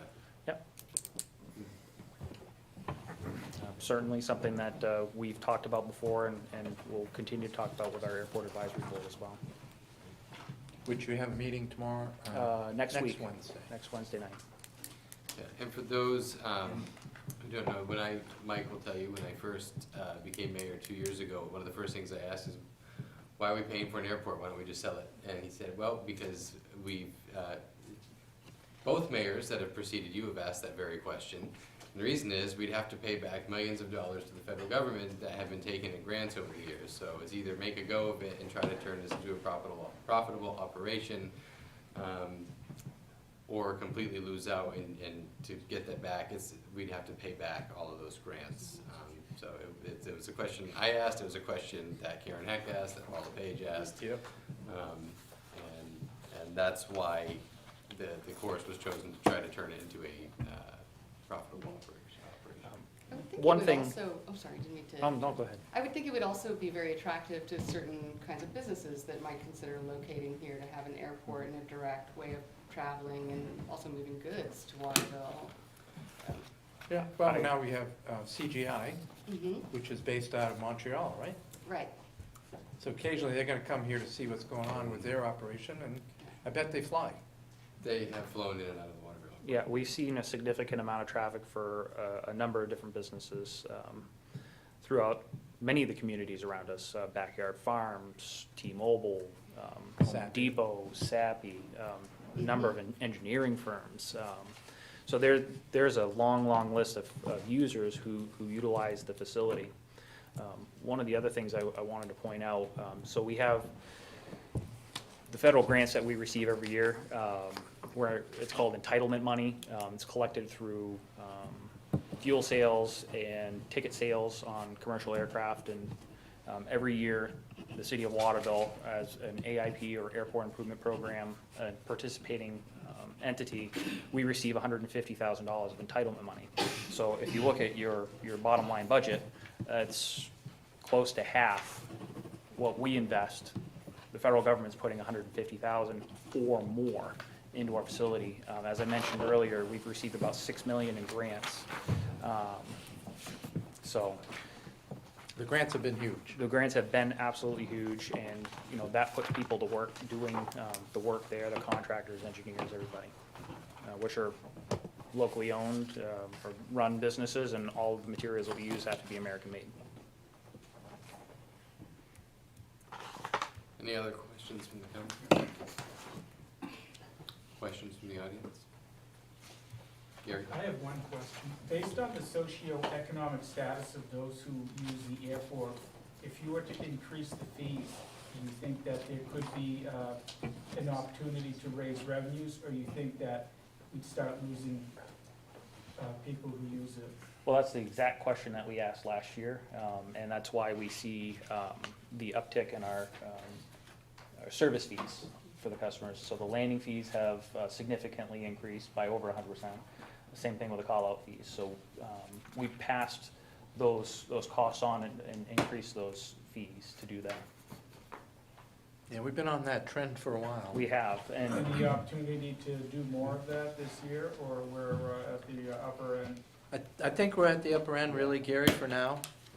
You know, we had people in our hangar for many, many years without even a lease and without even paying anything, and of course we were heating and lighting it. Then we started doing leases 5-6 years ago, and all of a sudden, you know, they're like, oh, okay, yeah, I guess we do have to pay. And so we've been ramping it up. Doesn't mean we have to stop, but I think, for right now, I think we're there. I have a really quick question. $40,000 fuel bill. Why is the city putting $40,000 in fuel? They're reselling it, or is it? If you look on, if you look on the revenue line, so the fuel increased by 39.9. The revenue increase on the sales is 44.4. So it's because our cost goes up, but then on the revenue side, it went up there too. So it balances it out. So they sell that to landing airplanes. Right. we sell that at a profit. Right. Yeah. And how's the self-serve works good? Yeah, you know, a couple hiccups here and there. It's a piece of technology with anything, but overall, it's been a great asset for us to have. We've been able to refocus our efforts on the airfield as opposed to fueling a small aircraft. Thank you, Randy. Thank you. Thank you.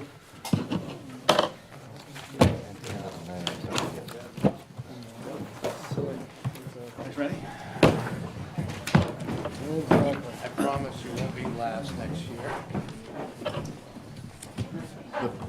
The best for last, or the largest? The best for last. The largest for last? The police department has 3 accounts.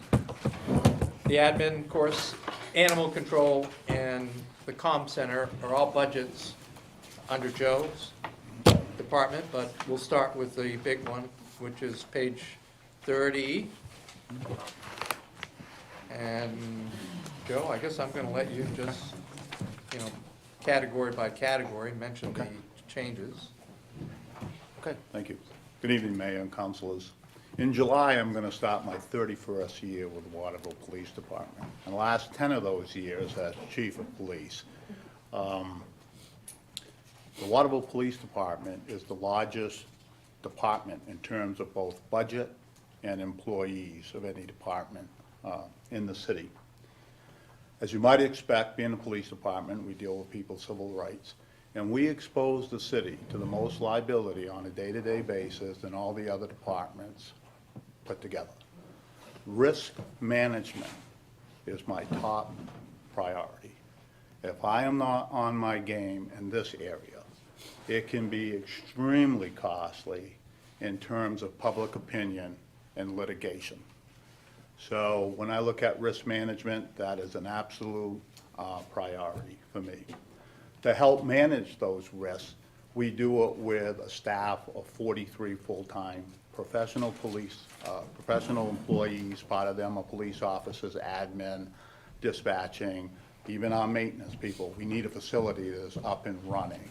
And they do a tremendous job. They're professionals, and our police officers provide a quality, high-level public service safety to this community in very challenging environment because we're a service center. We have the 2 colleges and we have the 2 hospitals. We're the center for young adults to come out and socialize, and a lot of them visit some of our establishments that serve alcohol, and we all know that if you drink a lot of alcohol, you make bad decisions. So as a result, it keeps us very busy. We're staffed to police about 16,000, which the city is, but during the day we may have as many as 25,000. A lot of challenges. I credit the young men and women that work for this police department that are responsible for our professional reputation and do such a great job in delivering those services where under what I think are very adverse conditions. The budget, I'd like to start off by telling you that the new 17-18 budget that I'm proposing is an increase of about $228,000 over our existing budget. I'd kind of like to condense that and kind of highlight the areas that really make up that $228,000 because there are just a few line items that really impact that total amount. If you start under personal services, and at the very top, where we're talking about our full-time wages and salaries, we went up $59,165 as a result of increases in wages, contractual increases that were obligated. As a result, every time the wages go up, we have to address some other lines, such as overtime. If your hourly rate goes up, then obviously your overtime rate goes up, and you can see we increased that by $9,000. If you go down to the next category in fringe benefits, if you go about halfway down to our group health care, we went from $414,260, where we currently are in this fiscal budget, to the new budget of $481,242, or an increase of almost $67,000. Between wage increase, health insurance, we're talking almost $125,000, $126,000 that eats up most of that $225,000. If you drop down to the next category, now you're talking about the operational budget, kind of the meat and potatoes. How do we pay lights? How do we buy equipment? How do we do all those things?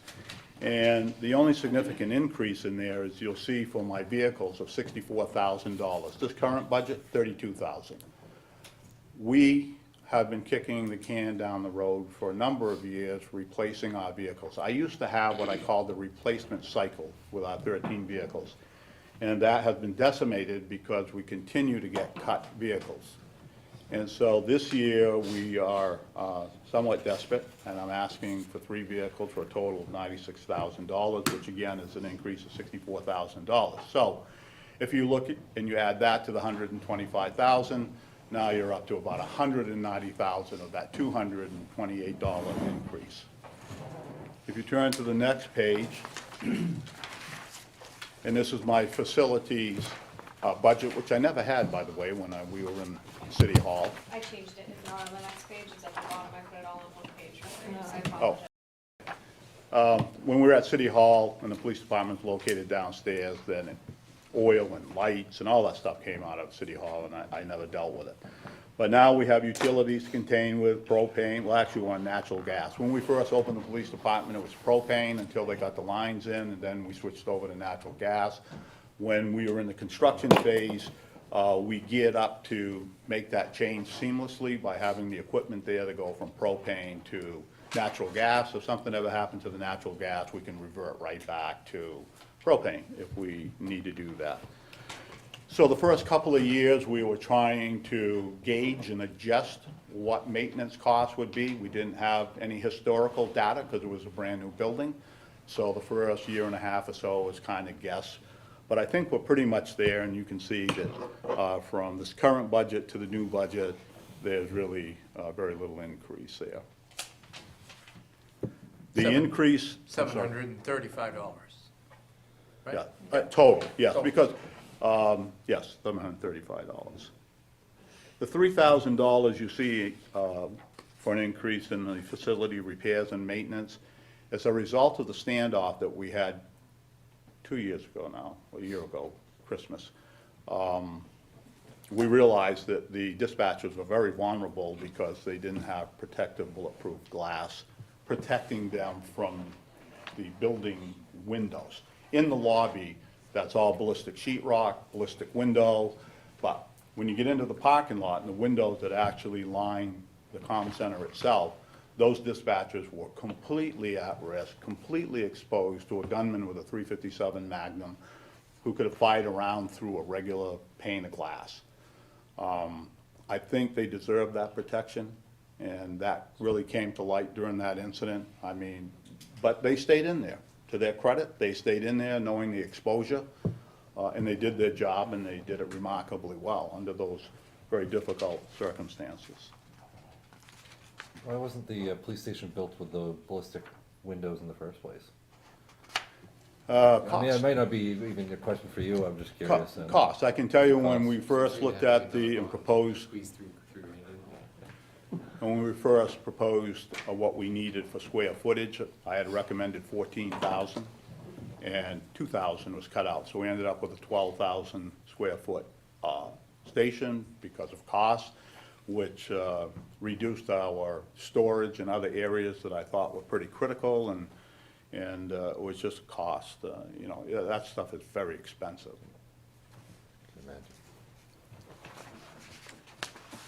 The next category is our animal control, and you can see that there was virtually no change from the current budget to the new 17-18 budget being proposed. By the way, the animal control officer is part-time. If we ever lost this guy, I would recommend paying him what he needs. I mean, he comes in 2 o'clock in the morning, Saturday, Sunday. A lot of times he's here many more hours than I would ever expect for what we're paying him. We're required by law to have an animal control officer. He's only required to deal with domestic animals, but he goes and picks up the dead deer and the dead raccoon, and just to get them off the street so that they're not a nuisance and an ugly sight. So Chris Martinez just does an absolutely tremendous job as our animal control officer. We had a recent incident that he actually was still dealing with on Western Avenue where someone has 16 dogs, and he has done just a fantastic job going to the courts and getting the orders that he needed for the city to go ahead and win that case. It could be appealed in the next few days, and the saga will continue. Hopefully it doesn't.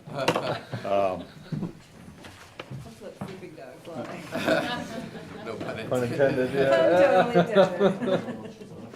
The next category is the communication center or the dispatch center.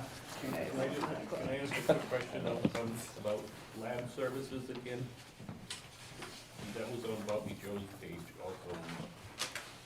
Yes, we send down a lot of drugs. We have to send down every drug that's involved in a case that we're taking to court. We have to have a lab certified that it is cocaine, that it's heroin, that it's...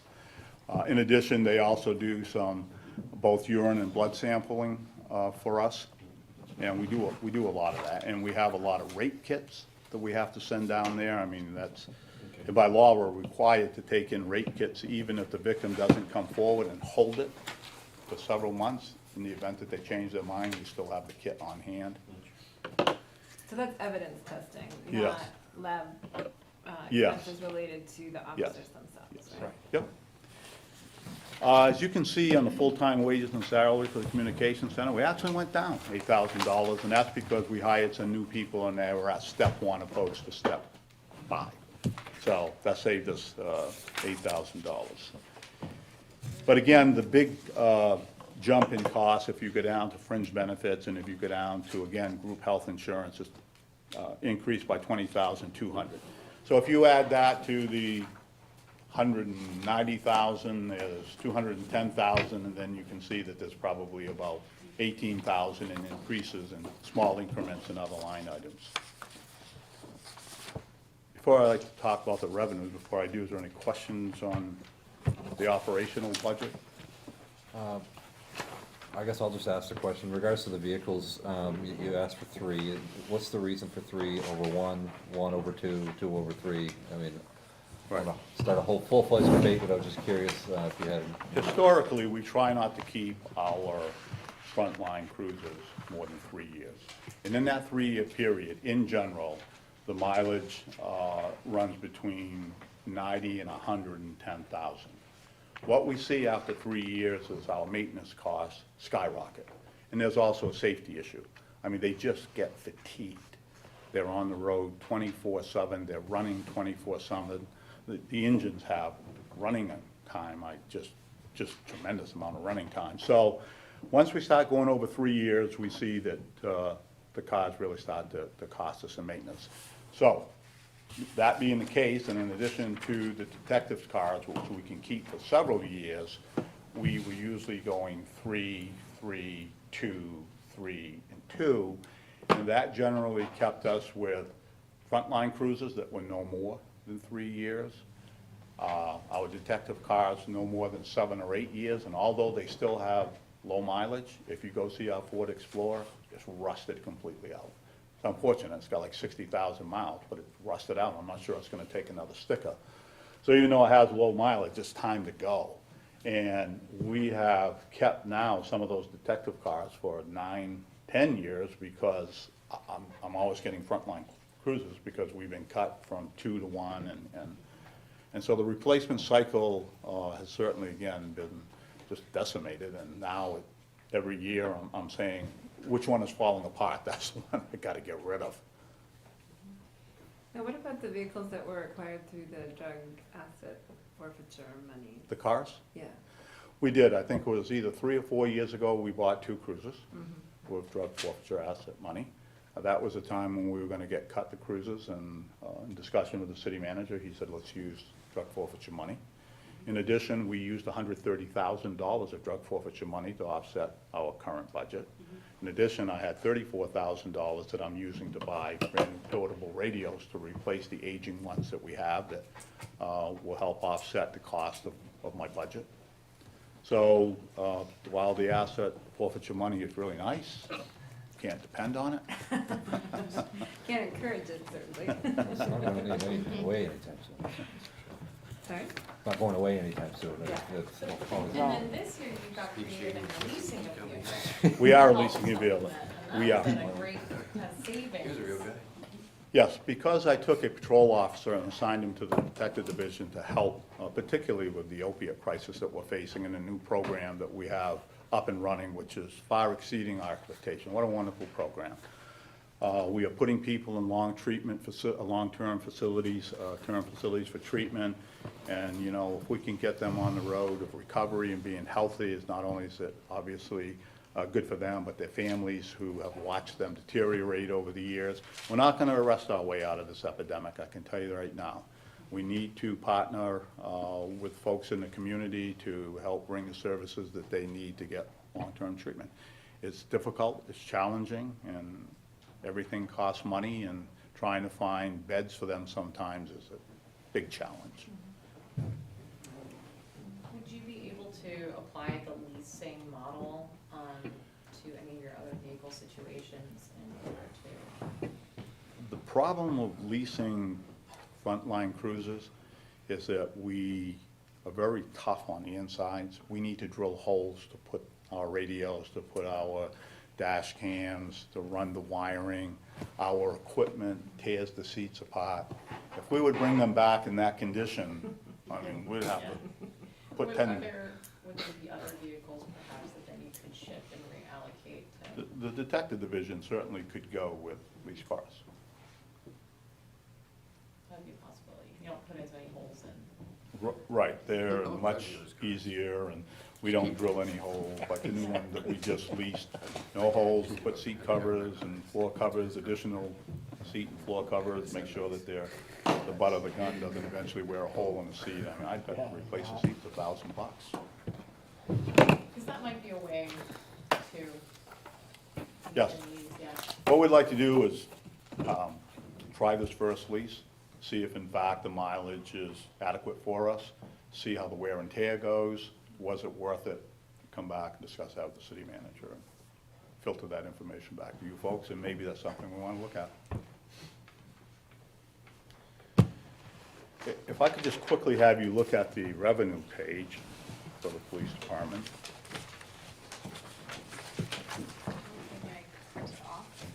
So you're gonna have to go back To to your budget. budget. It's on page 3. Yes, Witness fee, starts with witness fee. That's it. correct. If you go down to the 4th line, it says reimbursement for the school patrol officer. That's our school resource officer, our SRO officer. Last week, I received a call from the superintendent who said that that position is being cut out of their budget. So they pay us $33,000 a year, or about 2/3 of the patrol officer's salary. While they might take the officer out of the school, the demand for police services at the school remains the same.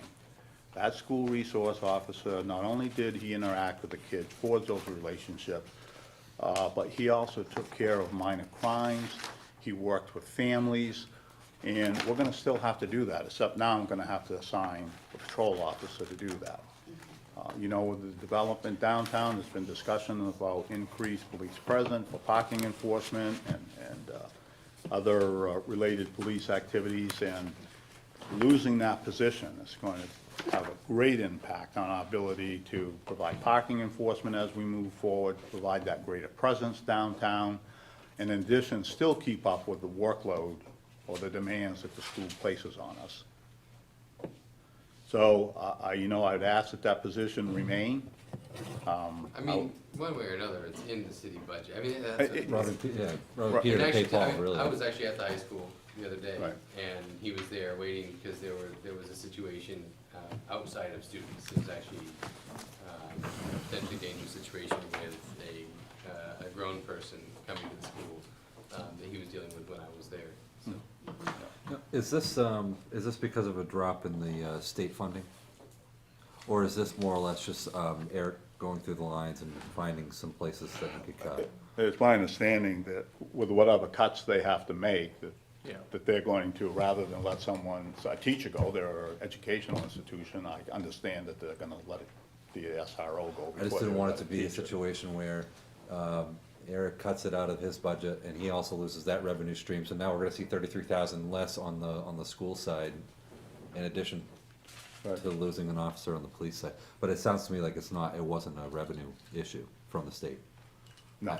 No, so okay, so I wasn't sure if as part of the revenue sharing from the state or the Well, I don't, funding from the state, if the I don't state think he funded. even knows what his revenue picture is from the state. I think he's assuming, School has no idea what they're getting for revenue from the They state have no at this idea. point.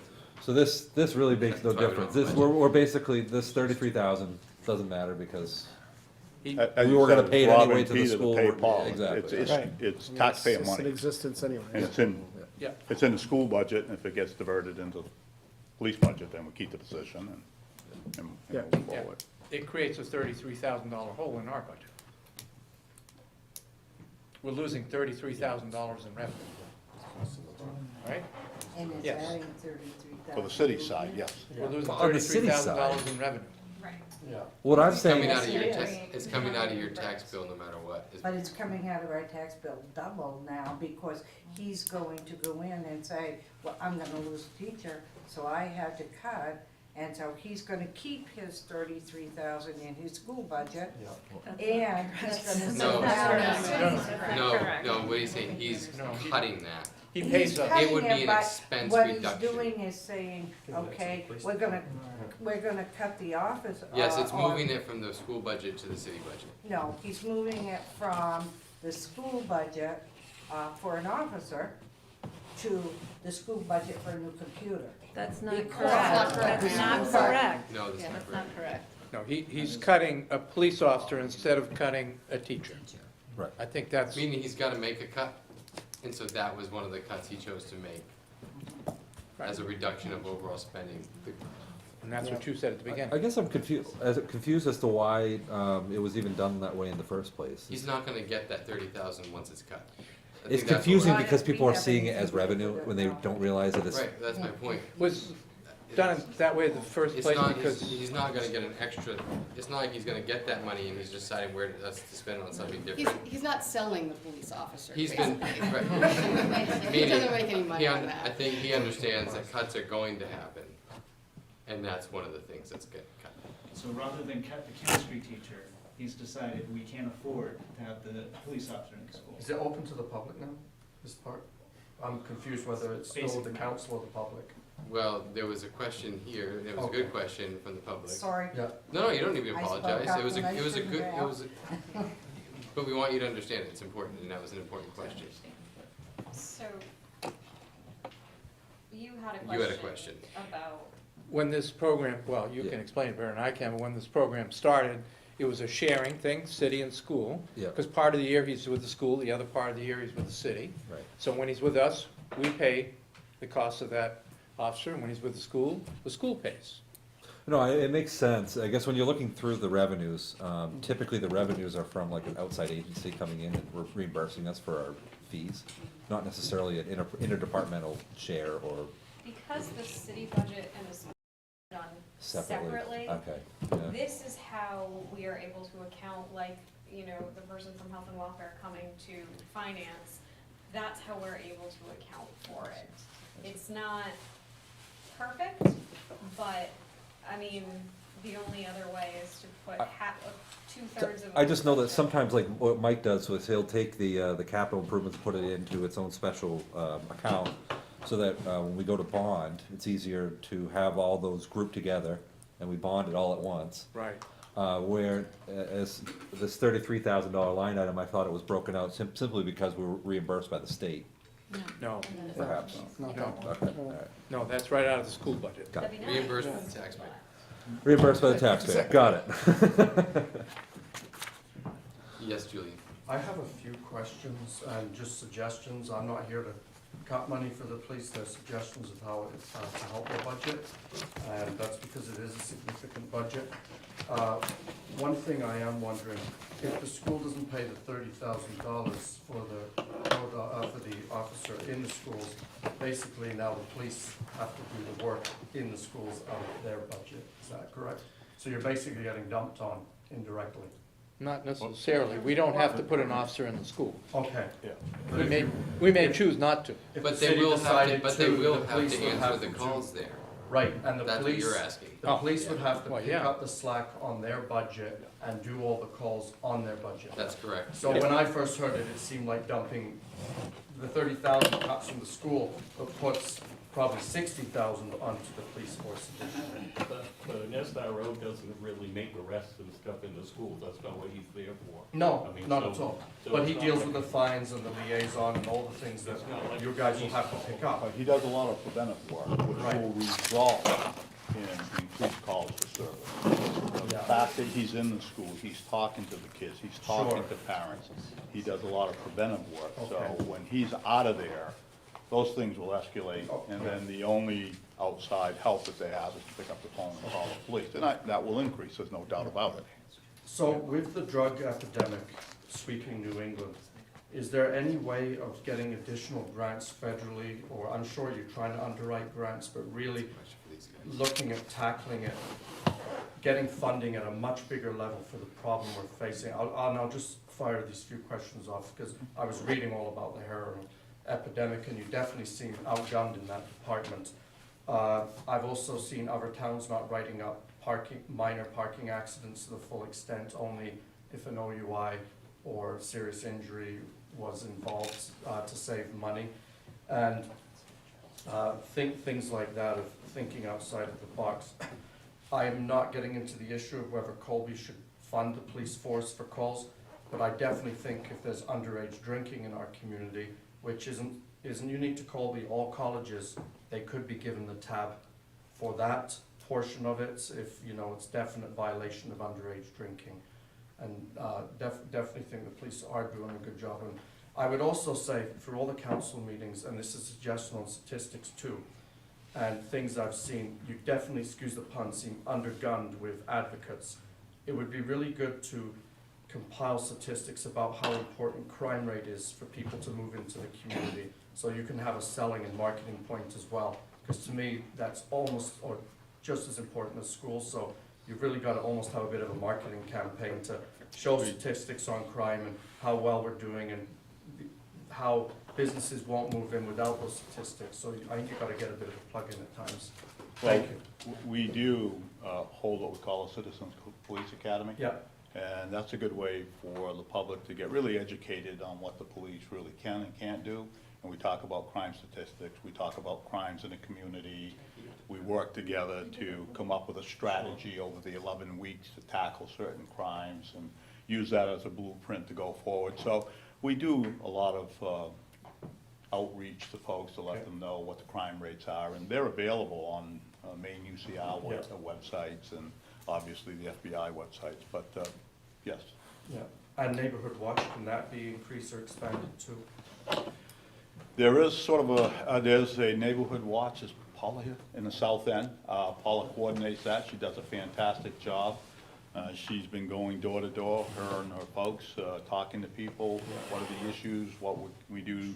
Work with the police to solve crime, improve the quality of life, and all those types of things. It's just a tremendous effort by her and those volunteers, and they have significantly improved the south end. But I'm Ward 5, and you know we think it's problems are moving, that we see them in our ward, so maybe we can have a neighborhood watch there to help the police. Well, we initiated it, so I highly recommend, I would encourage you to do that. Okay. Come to our meeting, so that you can see how You, it works. you might really want to talk to Paula. Sure, because yeah. Neighborhood crime watches seem easy, but you really got to have the infrastructure and the motivated people to do it, or else it collapses very easily.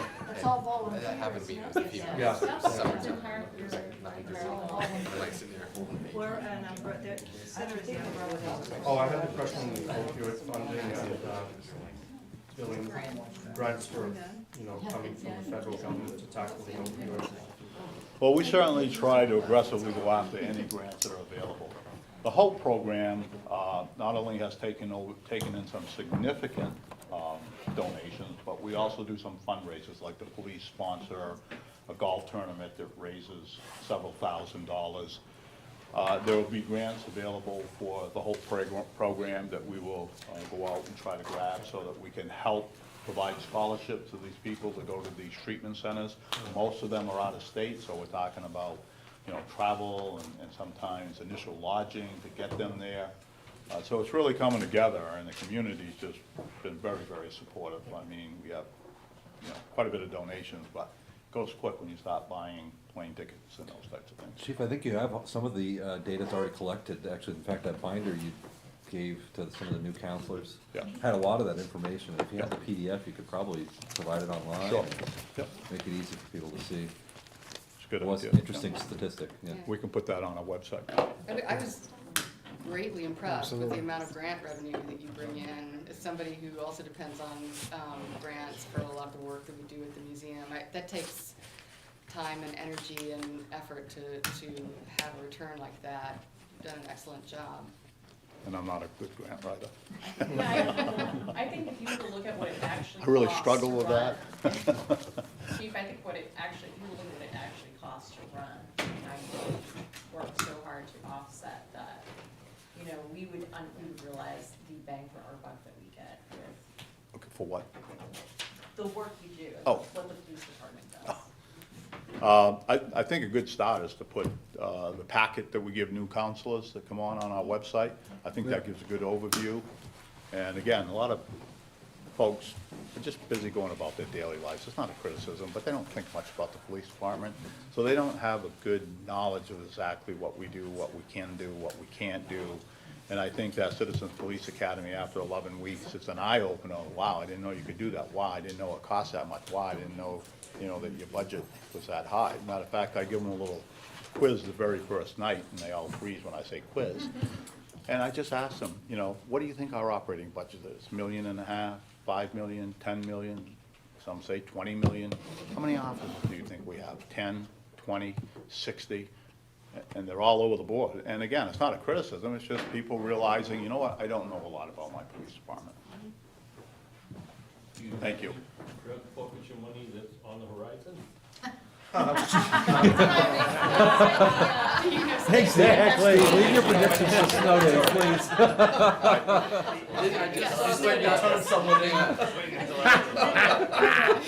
I try not to discuss that even with the city manager.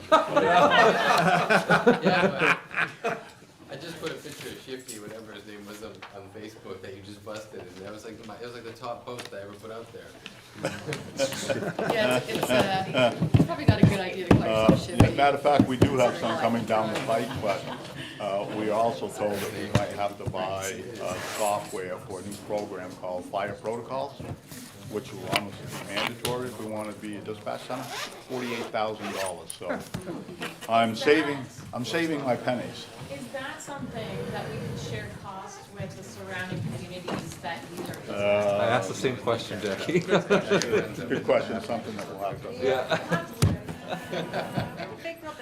All,